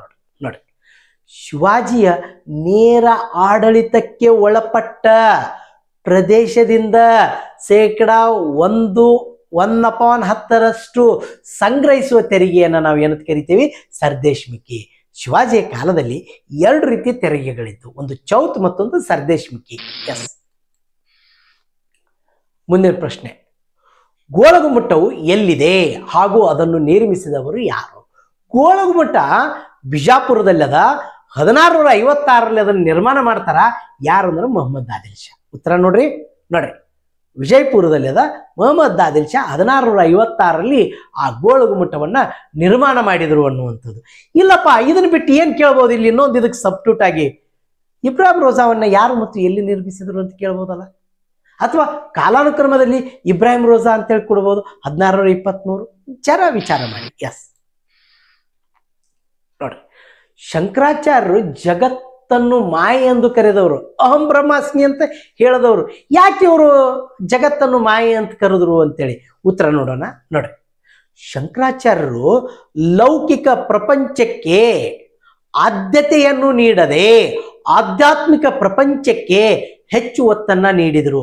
ಆದ್ದರಿಂದ ಅವರು ಜಗತ್ತನ್ನು ಮಾಯೆ ಅಂತ ಕರೆದ್ರು, ಪ್ರಪಂಚ ಒಂದು ಭ್ರಮೆ ಅಂತ ಹೇಳಿದರು. ಇವರು ಅದ್ವೈತ ಸಿದ್ಧಾಂತವನ್ನ ಪ್ರತಿಪಾದನೆ ಮಾಡಿರುವಂತಹದ್ದನ್ನ ನಾವು ನೋಡ್ತೇವೆ. ಎಸ್. ಮುಂದಿಂದು. ಸಹಾಯಕ ಸೈನ್ಯ ಪದ್ಧತಿಯನ್ನು ಒಪ್ಪಿದ ಯಾವುದಾದರೂ 2 ಭಾರತೀಯ ರಾಜ್ಯಗಳನ್ನು ಹೆಸರಿಸಿ. ಉತ್ತರ ಹೈದರಾಬಾದಿನ ನಿಜಾಮರು, ಮೈಸೂರಿನ ಒಡೆಯರು, ಜೈಪುರ್, ಜೋಧ್ಪುರ್ ಮತ್ತು ತಿರುವಾಂಕೂರಿನ ರಾಜರು ಸಹಾಯಕ ಸೈನ್ಯ ಪದ್ಧತಿಯನ್ನ ಸ್ವೀಕಾರ ಮಾಡಿದ್ರು. ಇಲ್ಲಪ್ಪ ಇದನ್ನ ಬಿಟ್ಟು ಏನ್ ಕೇಳ್ಬೋದು? ಅಲ್ಲಿ ಇನ್ನೊಂದು, ದತ್ತುಪುತ್ರನಿಗೆ ಉತ್ತರಾಧಿಕಾರದ ಹಕ್ಕಿನ ಕಾಯ್ದೆಯನ್ನ ಯಾರು ಜಾರಿಗೆ ತಂದ್ರು? ಆ ದತ್ತುಪುತ್ರ ಉತ್ತರಾಧಿಕಾರದ ಕಾಯ್ದೆಗೆ ಒಳಪಟ್ಟ ಪ್ರಥಮ ದೇಶೀಯ ಸಂಸ್ಥಾನ ಯಾವುದು? ದತ್ತುಪುತ್ರನಿಗೆ ಉತ್ತರಾಧಿಕಾರದ ಹಕ್ಕಿಲ್ಲ ಅನ್ನುವಂಥ ಕಾಯ್ದೆಗೆ ಒಳಪಟ್ಟ ದೇಶೀಯ ಸಂಸ್ಥಾನಗಳು ಯಾವುವು? ಅದಕ್ಕೆ ಸಬ್ಟ್ಯೂಟ್ ಆಗಿ ಪ್ರಶ್ನೆಗಳು ಇಲ್ಲಿ ಕೇಳ್ಯದ ಎನ್ಯುವಲ್ ಎಕ್ಸಾಮ್ದಾಗ ನೋಡ್ರಿ. ಆ ರೀತಿಯಾದಂಥ ಪ್ರಶ್ನೆಗಳು ಬರ್ಬೋದು. ಸೊ ನೀವು ತಯಾರು ಮಾಡಿ ಇಟ್ಕೊಳ್ರಿ. ಸಹಾಯಕ ಸೈನ್ಯ ಪದ್ಧತಿಯನ್ನು ಜಾರಿಗೆ ತಂದವರು 1798ರಲ್ಲಿ ಬ್ರಿಟಿಷ್ ಗವರ್ನರ್ ಜನರಲ್ ಆದಂತಹ ಲಾರ್ಡ್ ವೆಲ್ಲಸ್ಲಿ ಅವರು ಜಾರಿಗೆ ತಂದರು. ಅದೇ ರೀತಿ ದತ್ತುಪುತ್ರನಿಗೆ ಉತ್ತರಾಧಿಕಾರದ ಹಕ್ಕಿಲ ಕಾಯ್ದೆಯನ್ನು ಜಾರಿಗೆ ತಂದವರು ಲಾರ್ಡ್ ಡಾಲ್ ಹೌಸಿ. ಆ ದತ್ತುಪುತ್ರನಿಗೆ ಉತ್ತರಾಧಿಕಾರದ ಹಕ್ಕಿಲ ಕಾಯ್ದೆಗೆ ಒಳಪಟ್ಟ ಪ್ರಥಮ ದೇಶೀಯ ಸಂಸ್ಥಾನ ಯಾವುದು ಅಂತಂದ್ರೆ ಸತಾರಾ ಅನ್ನುವಂಥದ್ದು. ಎಸ್ ನೋಡಿ, ಭಾಗ ಸಿ ಅಂತ ಹೇಳಿ ಬರ್ತದೆ. ಭಾಗ ಸಿ ಅಲ್ಲಿ ನಾವು ಮಿನಿ ಎಸೆ ಟೈಪ್ ಕ್ವಶನ್ಸ್ ಅನ್ನ ನಾವು ನೋಡ್ತೇವೆ. ಅಂದ್ರೆ ಸುಮಾರು 15ರಿಂದ 20 ವಾಕ್ಯಗಳಲ್ಲಿ ಉತ್ತರಿಸಬೇಕು. ಇಲ್ಲಿ ಟೋಟಲ್ 4 ಕ್ವಶನ್ಸ್ಗಳಿರ್ತಾವೆ. 4 ಕ್ವಶನ್ಸ್ಗಳಿರ್ತಾವೆ. ಪರ್ ಕ್ವಶನ್ಸ್ ನಾವು ಏನು ಮಾಡಬೇಕು? ಮಿನಿಮಮ್ 15 to 20 ಏನಪ್ಪಾ ಅಥವಾ ವಾಕ್ಯಗಳಲ್ಲಿ 15ರಿಂದ 20 ವಾಕ್ಯಗಳಲ್ಲಿ ಉತ್ತರಿಸಬೇಕಾಗ್ತದೆ. 2 ಪ್ರಶ್ನೆಗಳಿಗೆ ನಾವು ಉತ್ತರಿಸಬೇಕು. ನೋಡ್ರಿ, ಗಾಂಧಾರ ಕಲಾಶೈಲಿಯ ಪ್ರಮುಖ ಲಕ್ಷಣಗಳನ್ನು ವಿವರಿಸಿರಿ. ಗಾಂಧಾರ ಕಲಾಶೈಲಿ ಅಂದ್ರೆ ನಿಮ್ಮ ತಲೆಗೆ ಹೊಳಿಬೇಕು, ನಿಮ್ಮ ತಲೆಯೊಳಗೆ ವಿಚಾರ ಬರಬೇಕು. ಇದು ಕನಿಷ್ಕನ ಕಾಲದಲ್ಲಿ ಗಾಂಧಾರ, ಇದು ಇಂದಿನ ಪಾಕಿಸ್ತಾನ ಮತ್ತು ಅಫ್ಘಾನಿಸ್ತಾನ ಗಡಿಯಲ್ಲ, ಬರುವುದಿದೆ ಅಲ್ಲಿ ಪಾಕಿಸ್ತಾನದಲ್ಲಿ. ಇಲ್ಲಿ ತಕ್ಷಶಿಲೆ ಬರ್ತದ. ಈ ಗಾಂಧಾರ ಶೈಲಿ ಯಾವ್ಯಾವ ಭಾಗದಲ್ಲಿತ್ತು? ಕನಿಷ್ಕಪುರ, ಮಥುರಾ, ಮತ್ತು ಈ ಗಾಂಧಾರ ಪ್ರದೇಶದಲ್ಲಿ ಇದು ಬೆಳ್ಕೊಂಡು ಬತ್ತು ಅನ್ನುವಂಥದ್ದು R.C. ಮಜುಮ್ದಾರ್ ಅವರು ಬಹಳ ಚಂದ ಹೇಳ್ತಾರೆ. ಇದು ಏನಂತ ಇದ್ರ ಬಗ್ಗೆ ಒಂದು ಅಭಿಪ್ರಾಯವನ್ನು ಹೇಳ್ತಾರ, ಅದನ್ನ ನೀವು ಏನಪ್ಪಾ ಅಂತ ಕೋಟ್ ಮಾಡ್ಬೇಕಾಗ್ತದ. ಎಸ್, ನೆಕ್ಸ್ಟ್ ನೋಡೋಣ, ತಾಳಿಕೋಟಿ ಕದನದ ಕಾರಣ ಮತ್ತು ಪರಿಣಾಮಗಳು. ತಾಳಿಕೋಟಿ ಕದನ ವಿಜಯನಗರ ಸಾಮ್ರಾಜ್ಯದ ಅವನತಿಗೆ ಕಾರಣ ಆಗ್ತದ. ಅಷ್ಟೇ ಅಲ್ಲ, ಶಾಹಿ ಸುಲ್ತಾನರ ಅವನತಿಗೂ ಕಾರಣ ಆಗ್ತದ. ಈ ಸಂದರ್ಭದಲ್ಲಿ ವಿಜಯನಗರದ ಅರಸ ಅಳಿಯ ರಾಮರಾಯ ಇರ್ತಾನ. ಇದು ಯಾವಾಗ ನಡೀತದಂದ್ರ 1765 ಜನವರಿ 23ರಂದು ನಡೀತದೆ. ಎಲ್ಲಿ? ಕೃಷ್ಣಾ ನದಿಯ ದಂಡೆಯ ಮೇಲೆ ಈ ತಾಳಿಕೋಟಿ ಕದನವನ್ನ ರಕ್ಕಸ್ಗಿ ತಂಗಡಿಗಿ ಕದನ, ಬನ್ನಿಹಟ್ಟಿ ಕದನ ಅಂತಲೂ ಕರೀತಾರ. ಎಸ್, ಇದೆಲ್ಲ ಗೊತ್ತಿರಬೇಕು. ಏನಪ್ಪಾ ಇದಕ್ಕೆ ಕಾರಣಗಳೇನು? ಅಳಿಯ ರಾಮರಾಯನ ದೋಷಪೂರಿತ ವಿದೇಶಾಂಗ ನೀತಿ, ಹೌದಾ? ಆಮೇಲೆ ಈ ತುಂಗಭದ್ರಾ ದೋವಾಬ್ ಪ್ರದೇಶ, ಇವೆಲ್ಲ ಏನಪ್ಪಾ ಅಂತಂದ್ರೆ ಅದಕ್ಕೆ ಕಾರಣಗಳದಾವು. ಇದ್ರ ಪರಿಣಾಮ ಏನಾಗ್ತದೆ? ಅತ್ಯಂತ ಸಮೃದ್ಧವಾದಂಥ ಒಂದು ಸಾಮ್ರಾಜ್ಯದ ಅವನತಿ ಆಗ್ತದ. ಈ ಕದನದಲ್ಲಿ 5 ಶಾಹಿ ಸಂತತಿಗಳಲ್ಲಿ 4 ಮಾತ್ರ ಭಾಗವಹಿಸ್ತಾವು, ಬಿರಾರನ್ನ ಹೊರತುಪಡಿಸಿ. ಯಾವ್ಯಾವಪ್ಪ ಭಾಗವಹಿಸಿದ್ದಾವು? ಬಿಜಾಪುರದ ಆದಿಲ್ ಶಾಹಿ, ಗೋಲ್ಕೊಂಡದ ಕುತುಬ್ ಶಾಹಿ, ಅಹಮದ್ ನಗರದ ನಿಜಾಮ್ ಶಾಹಿ ಮತ್ತು ಬೀದರ್ನ ಬರೀಶ್ ಶಾಹಿ ಅನ್ನುವಂಥ ಮನೆತನಗಳು ಭಾಗವಹಿಸಿದ್ದು. ಒಂದು ಮನೆತನ ಭಾಗವಹಿಸಿರಲಿಲ್ಲ, ಅದು ಯಾವುದು? ಬಿರಾರ್ನ ಇಮಾಶಾಹಿ ಮಾತ್ರ ಈ ತಾಳಿಕೋಟಿ ಕದನದಲ್ಲಿ ಭಾಗವಹಿಸಿರಲಿಲ್ಲ. 1765 ನಂತರ ಸೀಸರ್ ಫೆಡ್ರಿಕ್ ಅನ್ನುವಂಥ ಯುರೋಪಿನ ಪ್ರವಾಸಿಗ, ಇಟ್ಲಿಯ ಪ್ರವಾಸಿಗ ವಿಜಯನಗರಕ್ಕೆ ಭೇಟಿ ಕೊಟ್ಟು ತನ್ನ ಅಭಿಪ್ರಾಯ ಹೇಳ್ತಾನೆ. ನೋಡಿ ಆಶ್ಚರ್ಯ ವ್ಯಕ್ತಪಡಿಸ್ತಾನ. ಏನಪ್ಪಾ ಅಂತ, ಒಂದಾನೊಂದು ಕಾಲದಲ್ಲಿ ಗತವೈಭವವನ್ನು ಮೆರೆದಂತ ಹಂಪಿ ಇಂದು ಹಾಳು ಹಂಪಿಯಾಗಿದೆ.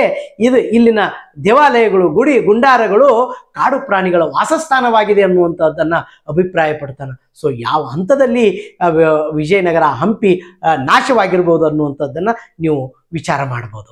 3ನೇ ಪ್ರಶ್ನೆ ನೋಡ್ರಿ, ರಾಮಾನುಜಾಚಾರ್ಯರ ಜೀವನ ಮತ್ತು ಬೋಧನೆಗಳನ್ನು ವಿವರಿಸಿರಿ. ರಾಮಾನುಜಾಚಾರ್ಯ ಜೀವನ ಮತ್ತು ಬೋಧನೆಗಳು. ಜನನ 1017, ಮರಣ 1137. ಎಲ್ಲಿ? ತಮಿಳುನಾಡಿನ ಶ್ರೀ ಪೆರಂಬೂರಿನಲ್ಲಿ. ತಂದೆ, ತಾಯಿ, ಗುರು, ಹೆಂಡತಿ, ತಂಗಮ್ಮ, ಇದನ್ನೆಲ್ಲವನ್ನ ನೀವು ಬರಿಬೇಕಾಗ್ತದೆ. ಅವರ ಸಿದ್ಧಾಂತ ವಿಶಿಷ್ಟಾದ್ವೈತ ಸಿದ್ಧಾಂತ.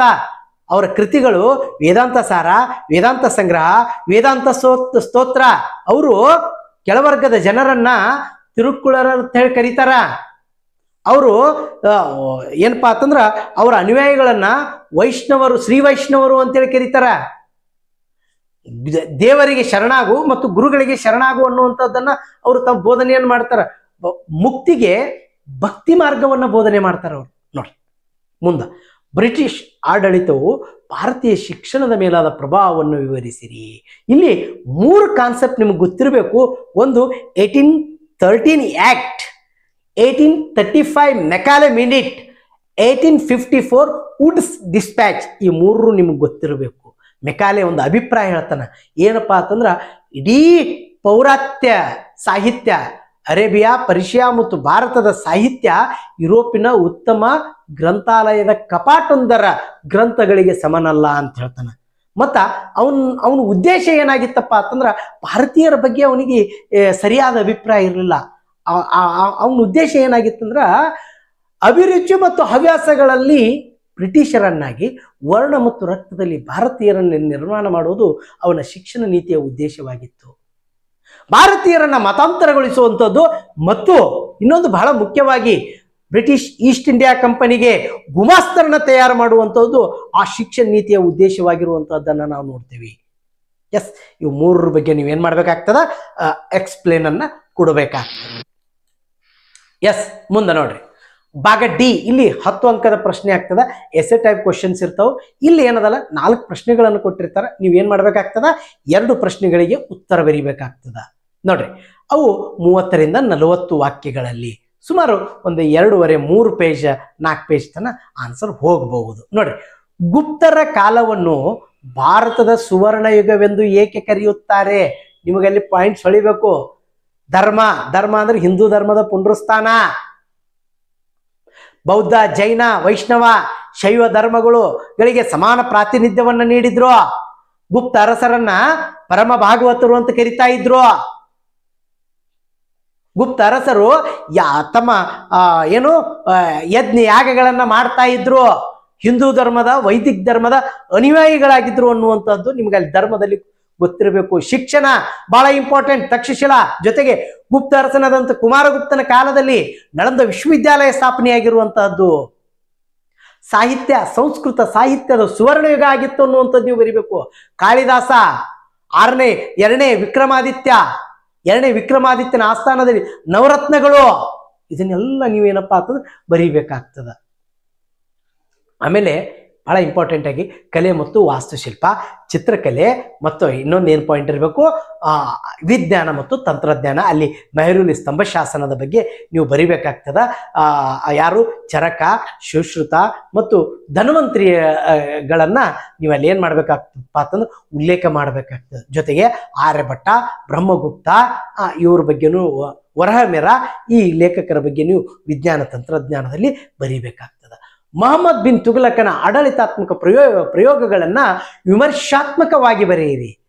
ಸೊ ಮೊಹಮ್ಮದ್ ಬಿನ್ ತುಘಲಕ್ ಮಧ್ಯಕಾಲೀನ ಭಾರತದ ಇತಿಹಾಸದಲ್ಲಿ ಅವನ ಒಂದು ವ್ಯಕ್ತಿತ್ವವನ್ನು ನೋಡಿದಾಗ ನಮಗೆ ಒಂದು ಆಶ್ಚರ್ಯ ಏನಾಗ್ತದೆ ಅಂದ್ರೆ, ಅವನೊಂದು ಕಡೆ ಬಹಳ ಶಾನೆ ಅಂತ ನೋಡ್ತೇವೆ, ಇನ್ನೊಂದು ಕಡೆ ಅವನನ್ನು ಅಷ್ಟೇ ದಡ್ಡ ಅಂತೇಳಿ ನೋಡ್ತೇವೆ. ಬಟ್ ಕಾಲಕ್ಕೆ ಮೀರಿದ ಯೋಚನೆಗಳನ್ನು ಹೊಂದಿದ್ನಲ್ಲ, ಹಾಗಾಗಿ ಅವನ ಯೋಜನೆಗಳು ವಿಫಲವಾಗ್ತವೆ. But there is no doubt ಅವನು ಬಹಳ ಒಳ್ಳೆಯ ವಿಚಾರಗಳನ್ನು ಹೊಂದಿದ್ದ, ಬಹಳ ಅತ್ಯುತ್ತಮವಾದಂತಹ ಯೋಜನೆಗಳನ್ನು ಹಾಕೊಂಡಿದ್ದ. ಆ ಯೋಜನೆಗಳನ್ನು ಅನುಷ್ಠಾನಕ್ಕೆ ತರುವಂತಹ ಒಂದು ನಿಟ್ಟಿನಲ್ಲಿ ಆತ ಎಡುವುದ. ಹೀಗಾಗಿ ಅವನನ್ನ ಪ್ರಜೆಗಳ ದೃಷ್ಟಿಯಲ್ಲಿ ಅವನನ್ನು ಏನಾಯ್ತು, ಅಪ್ರಿಯನನ್ನಾಗಿ ಗೊಳಿಸ್ತು ಅನ್ನುವಂಥದ್ದು ನೋಡ್ತೀವಿ. ಅವನ ಕಾಲ 1325ರಿಂದ 1351. ಅವನ ಮೂಲ ಹೆಸರು ಜುನಾ ಖಾನ್. ಅವನು ಬಹಳ ಮುಖ್ಯವಾದಂಥ ಆಡಳಿತಾತ್ಮಕ ಪ್ರಯೋಗಗಳು ನೋಡಿ. 1, ದ್ವಾಪ್ರದೇಶದ ತೆರಿಗೆ ಹೆಚ್ಚಳ, ಸಾಮಾನ್ಯ ಶಕ 1326. 2, ಕೃಷಿ ಸುಧಾರಣೆ. 3, ದೆಹಲಿಯಿಂದ ದೇವಗಿರಿಗೆ ರಾಜಧಾನಿ ಬದಲಾವಣೆ 1327. ಸಾಂಕೇತಿಕ ನಾಣ್ಯ ಪ್ರಯೋಗ, ಮಂಗೋಲರಿಗೆ ಹಣ ನೀಡುವಂಥದ್ದು ಮತ್ತು ಅವನ ಮಂಗೋಲ ನೀತಿ. 4ನೇದು ಕಾರಂಜಲ್ ದಂಡಯಾತ್ರೆ. 5ನೇದು ಮಧ್ಯ ಏಷ್ಯಾದ ಖುರಾಸಾನ್ ಆಕ್ರಮಣಕ್ಕಾಗಿ 3,70,000 ಸೈನಿಕರಿಗೆ 1 ವರ್ಷದ ಅಡ್ವಾನ್ಸ್ ವೇತನವನ್ನು ನೀಡಿ ಸೈನಿಕರನ್ನ ನೇಮಕ ಮಾಡಿಕೊಂಡಿದ್ದ. ಮುಂದೇನಾಗ್ತದ, ಅಲ್ಲಿ ಆಗು ಹೋಗುಗಳನ್ನು ವಿಚಾರ ಮಾಡಿ ಇದನ್ನೇನು ನಮಗೆ ಸಾಧ್ಯ ಆಗುವುದಿಲ್ಲ ಅಂತೇಳಿ ಆ ಯೋಜನೆಯನ್ನು ಕೈಬಿಟ್ಟ. ಹೀಗಾಗಿ ಖಜಾನೆ ಏನಾಯ್ತು, ಬರಿದಾಯ್ತು. So VS. ಸ್ಮಿತ್ ಅನ್ನುವಂಥ ಇತಿಹಾಸಕಾರ ಇವನನ್ನ ವೈರುಧ್ಯಗಳ ಮಿಶ್ರಣ ಅಂತೇಳಿ ಕರೀತಾರೆ. ಎಸ್, ಅದನ್ನು ನೀವೇನು ಮಾಡಬೇಕಾಗ್ತದೆ, ಇಲ್ಲಿ ನೀವು ಮೆನ್ಷನ್ ಮಾಡಬೇಕಾಗ್ತದೆ, ಬರೀಬೇಕಾಗ್ತದೆ. ನೋಡ್ರಿ, 3ನೇದು ಭಾರತದ ಮೊದಲ ಸ್ವಾತಂತ್ರ್ಯ ಸಂಗ್ರಾಮಕ್ಕೆ ಕಾರಣಗಳು ಮತ್ತು ಪರಿಣಾಮಗಳನ್ನು ಬರೆಯಿರಿ ಅಂತ ಹೇಳಿದ. ಭಾರತದ ಸ್ವಾತಂತ್ರ್ಯ ಸಂಗ್ರಾಮ ರಾಜಕೀಯ ಕಾರಣಗಳು, ಆಡಳಿತಾತ್ಮಕ ಕಾರಣಗಳು, ಸಾಮಾಜಿಕ ಧಾರ್ಮಿಕ ಕಾರಣಗಳು, ಸೈನಿಕ ಕಾರಣಗಳು, ತತ್ಕ್ಷಣದ ಕಾರಣಗಳು. ಅದೇ ನೋಡ್ರಿ, ರಾಜಕೀಯ ಕಾರಣದಲ್ಲಿ ಬಹಳ ಮುಖ್ಯವಾಗಿ ಸಹಾಯಕ ಸೈನ್ಯ ಪದ್ಧತಿ, ದತ್ತುಪುತ್ರನಿಗೆ ಉತ್ತರಾಧಿಕಾರದ ಹಕ್ಕಿಲ್ಲ ನೀತಿ, ಬಿರುದು ಬಾವುಲಿಗಳ ರದ್ದತಿ, ದುರಾಡಳಿತ ನೆಪದಲ್ಲಿ ವಶಪಡಿಸಿಕೊಂಡ ದೇಶೀಯ ಸಂಸ್ಥಾನಗಳು ಅನ್ನುವಂತಹದ್ದನ್ನ ನೀವು ಅಲ್ಲಿ ಬರಿಬೇಕಾಗ್ತದೆ. ಸೊ ತತ್ಕ್ಷಣದ ಕಾರಣ ಏನು, ಮಂಗಳ ಪಾಂಡ್ಯ ಆ ಕೊಬ್ಬು ಸವರಿದ ಹೊಸ ಎನ್ಫೀಲ್ಡ್ ಬಂದೂಕುಗಳನ್ನು ಬಳಸಲು ನಿರಾಕರಿಸ್ತಾರೆ. ಹಾಗಾಗಿ ಆ ನಿರಾಕರಿಸಿ ಒಬ್ಬ ಬ್ರಿಟಿಷ್ ಅಧಿಕಾರಿಯನ್ನು ಕೊಲ್ತಾನೆ. ಹಾಗಾಗಿ ಅವನನ್ನು ಬ್ರಿಟಿಷರು ಗಲ್ಲಿಗೇರಿಸ್ತಾರೆ. ನಂತರ ಇದ್ದ ದಂಗೆ ಏನಾಗ್ತದೆ, ಮೀರತ್ನಿಂದ ಪ್ರಾರಂಭಗೊಳ್ಳುತ್ತದೆ. ಇದರ ಪರಿಣಾಮ ಏನಾಗ್ತದ, ಏನು ಪರಿಣಾಮ ಆಗ್ತದ, 1858ರಲ್ಲಿ ಬ್ರಿಟನ್ ರಾಣಿ ಎಲಿಜಬೆತ್ ಘೋಷಣೆ ಆಗ್ತದೆ. ಅದರ ಮೂಲಕ ಏನಾಗ್ತದ, ಬ್ರಿಟಿಷ್ ಗವರ್ನರ್ ಜನರಲ್ ಹುದ್ದೆ ರದ್ದಾಗಿ ವೈಸ್ರಾಯ್ ಹುದ್ದೆ ಬರ್ತದೆ. ಬ್ರಿಟಿಷರು ಭಾರತೀಯರನ್ನು ನೋಡುವಂತ ದೃಷ್ಟಿಕೋನ ಬದಲಾವಣೆ ಆಗ್ತದೆ. ದತ್ತುಪುತ್ರನಿಗೆ ಉತ್ತರಾಧಿಕಾರದ ಹಕ್ಕಿಲ ಕಾಯ್ದೆಯನ್ನು ವಾಪಸ್ ಪಡ್ಕೊಳ್ತಾರೆ.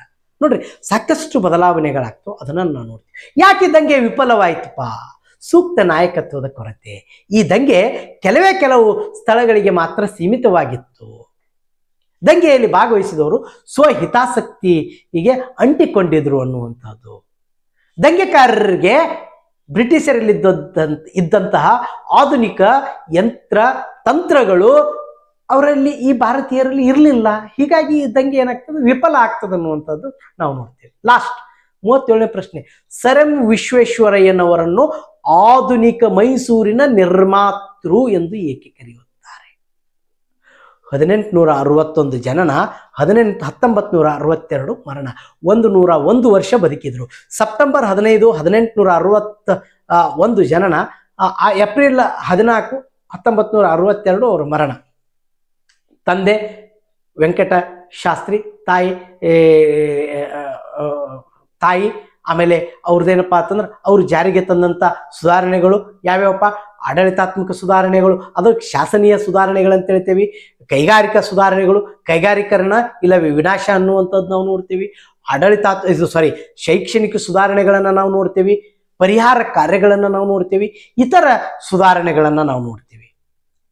ಅವರ ಪ್ರಾಥಮಿಕ ಶಿಕ್ಷಣ ಚಿಕ್ಕಬಳ್ಳಾಪುರ ಏನು ಮುದ್ದೇನಹಳ್ಳಿಯಲ್ಲಿ ಎಲ್ಲಿ ಜನಿಸಿದ್ರಲ್ಲ ಅಲ್ಲೇ ಅವರ ಪ್ರಾಥಮಿಕ ಶಿಕ್ಷಣ ಆಗ್ತದೆ. ಹೈಸ್ಕೂಲ್ ಮತ್ತು ಕಾಲೇಜ್ ಶಿಕ್ಷಣ ಎಲ್ಲಿ ಆಗ್ತದಪ್ಪ ಅಂತ ಬೆಂಗಳೂರಿನಾಗ ಆಗ್ತದೆ. BA ಪದವಿಯನ್ನು ಸೆಂಟ್ರಲ್ ಕಾಲೇಜ್ನಿಂದ ಪಡ್ಕೋತಾರೆ. ಮುಂದೆ ಇಂಜಿನಿಯರಿಂಗ್ ಪದವಿಯನ್ನು ಪೂನಾ ಸೈನ್ಸ್ ಕಾಲೇಜ್ನಲ್ಲಿ ಪಡಿತಾರೆ.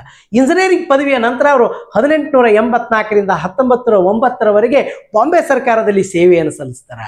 1909ರಿಂದ 1912 ಮೈಸೂರು ಪ್ರಾಂತ್ಯದ ಮುಖ್ಯ ಇಂಜಿನಿಯರ್ ಆಗಿ ನೇಮಕೊಳ್ತಾರೆ.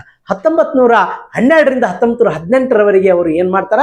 ಮೈಸೂರಿನ ದಿವಾನರಾಗಿ ಕಾರ್ಯವನ್ನು ನಿರ್ವಹಿಸ್ತಾರ. ಇವರು ಆಧುನಿಕ ಮೈಸೂರಿನ ನಿರ್ಮಾತೃ ಅಂತ ಹೇಳಿ ಕರಿತೀವಿ. ಇವರನ್ನ ದಿವಾನರನ್ನಾಗಿ ಯಾರು ನೇಮಕ ಮಾಡಿದಾರೆ ಅಂದ್ರೆ ಅಂದಿನ ಮೈಸೂರಿನ ಒಡೆಯರಾದ ನಾಲ್ವಡಿ ಕೃಷ್ಣರಾಜ ಒಡೆಯರ್ ಅನ್ನುವಂಥದ್ದು. ಇವರು 4 ಕೃತಿಗಳನ್ನು ಬರೀತಾರೆ, 4-5 ಕೃತಿಗಳನ್ನು ಬರೀತಾರೆ. Memorise of my working life ಅನ್ನುವಂಥದ್ದು, ರೀಕನ್ಸ್ಟ್ರಕ್ಷನ್ ಇಂಡಿಯಾ ಅನ್ನುವಂಥದ್ದು, ರ್ಯಾಪಿಡ್ ಡೆವಲಪ್ಮೆಂಟ್ ಆಫ್ ಇಂಡಸ್ಟ್ರಿ ಅನ್ನುವಂಥದ್ದು, ಪ್ಲಾನ್ಡ್ ಎಕಾನಮಿ ಫಾರ್ ಇಂಡಿಯಾ ಅನ್ನುವಂಥದ್ದು. ಸೊ ಪ್ರಶಸ್ತಿ ಇಂಥ ಕೃತಿಗಳನ್ನು ಬರೀತಾರೆ. 1955ರಲ್ಲಿ ಇವರಿಗೆ ಒಂದು ಪ್ರಶಸ್ತಿಯನ್ನು ನೀಡ್ತಾರೆ. ಯಾವುದು? ಭಾರತದ ಅತ್ಯುನ್ನತ ನಾಗರಿಕ ಪ್ರಶಸ್ತಿಯಾದ ಭಾರತ ರತ್ನ ಪ್ರಶಸ್ತಿಯನ್ನು ಪಡೆದಂಥ ಪ್ರಥಮ ಕನ್ನಡಿಗ ಯಾರು ಅಂದ್ರೆ ಸರ್ ಎಂ ವಿಶ್ವೇಶ್ವರಯ್ಯನವರು. ಇದರ ಬಗ್ಗೆ ನೀವೇನಪ್ಪ ಅಂತಂದ್ರೆ ಎಕ್ಸ್ಪ್ಲೇನ್ ಕೊಡಬೇಕಾಗ್ತದೆ. ಇಷ್ಟು ನೀವೇನಪ್ಪ ಅಂತ ನೀಟಿಗೆ ಉತ್ತರ ಬರಿಬೇಕಾಗ್ತದ. ಕೊನೆಯದಾಗಿ ಭಾಗ ಇ, ಇಲ್ಲೇನಾಗ್ತದ?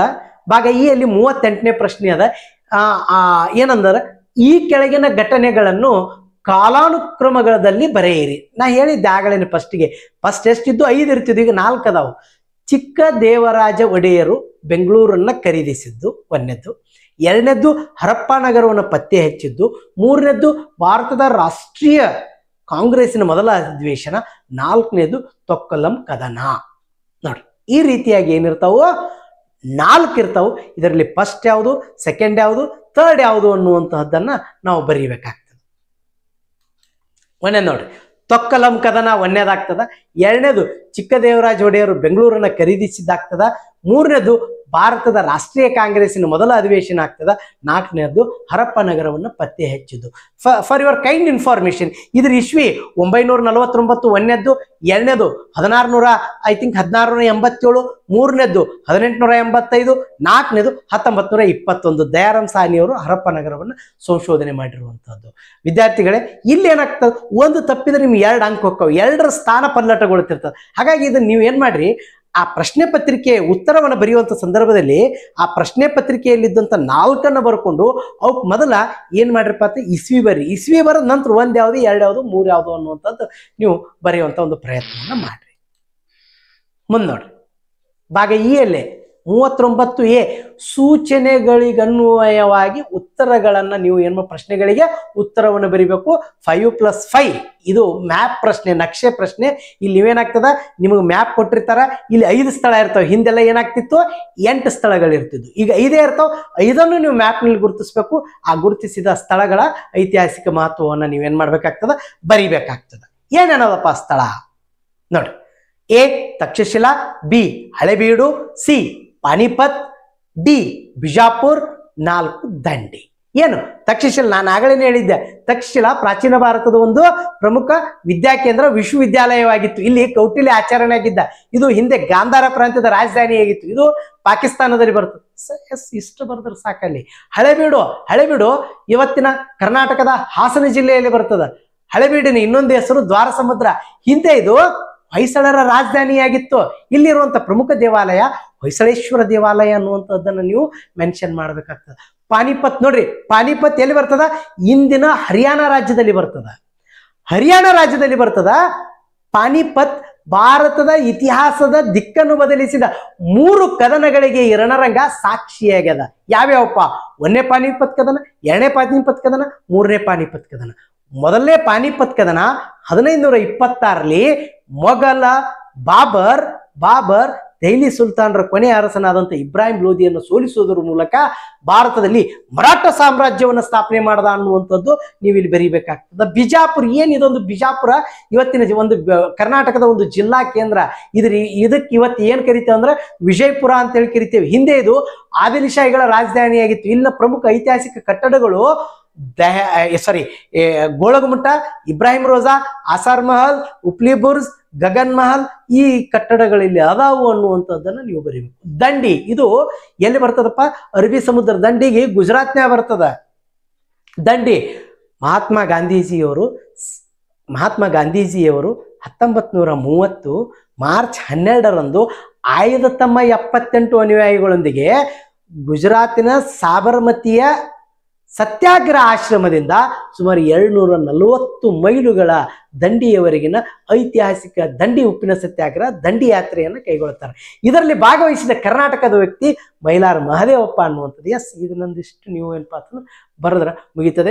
ಎಫ್ ಭಾಗ ಏನದಲ್ಲ ಅದು ಸಾಮಾನ್ಯವಾಗಿ ದೃಷ್ಟಿ ವಿಕಲಚೇತನ ವಿದ್ಯಾರ್ಥಿಗಳಿಗಿರ್ತದೆ. ಅಲ್ಲಿ ಅದನ್ನು 30ರಿಂದ 40 ವಾಕ್ಯಗಳಿಗೆ ಉತ್ತರಿಸುತ್ತ ಒಂದು ಪ್ರಶ್ನೆ ಇರ್ತದೆ. ಇಲ್ಲಿನೂ 2 ಇರ್ತದೆ, ಅದೀಗ ಒಂದೇ ಕೊಟ್ಟಿದ್ದಾರೆ. ಇಮ್ಮಡಿ ಪುಲಿಕೇಶಿಯ ಸಾಧನೆಗಳನ್ನು ವಿವರಿಸಿರಿ ಅನ್ನುವಂಥದ್ದು. ಬಾದಾಮಿ ಚಾಲುಕ್ಯರ ಅತ್ಯಂತ ಶ್ರೇಷ್ಠ ದೊರೆ ಇಮ್ಮಡಿ ಪುಲಿಕೇಶಿ. ಈತ ಹರ್ಷನನ್ನ ನರ್ಮದಾ ಕದನದಲ್ಲಿ ಸೋಲಿಸಿ ದಕ್ಷಿಣ ಪತೇಶ್ವರ ಅನ್ನುವಂಥ ಬಿರುದನ್ನು ಪಡೆದ. ಅಪ್ಪಾಯಿಕ ಮತ್ತು ಗೋವಿಂದ ಅನ್ನುವಂಥ ರಾಷ್ಟ್ರಕೂಟರ ದೊರೆಗಳನ್ನು ಸೋಲಿಸ್ತಾನ. ಆಮೇಲೆ ಪಲ್ಲವರ ಮಹೇಂದ್ರವರ್ಮನನ್ನು ಸೋಲಿಸ್ತಾನ.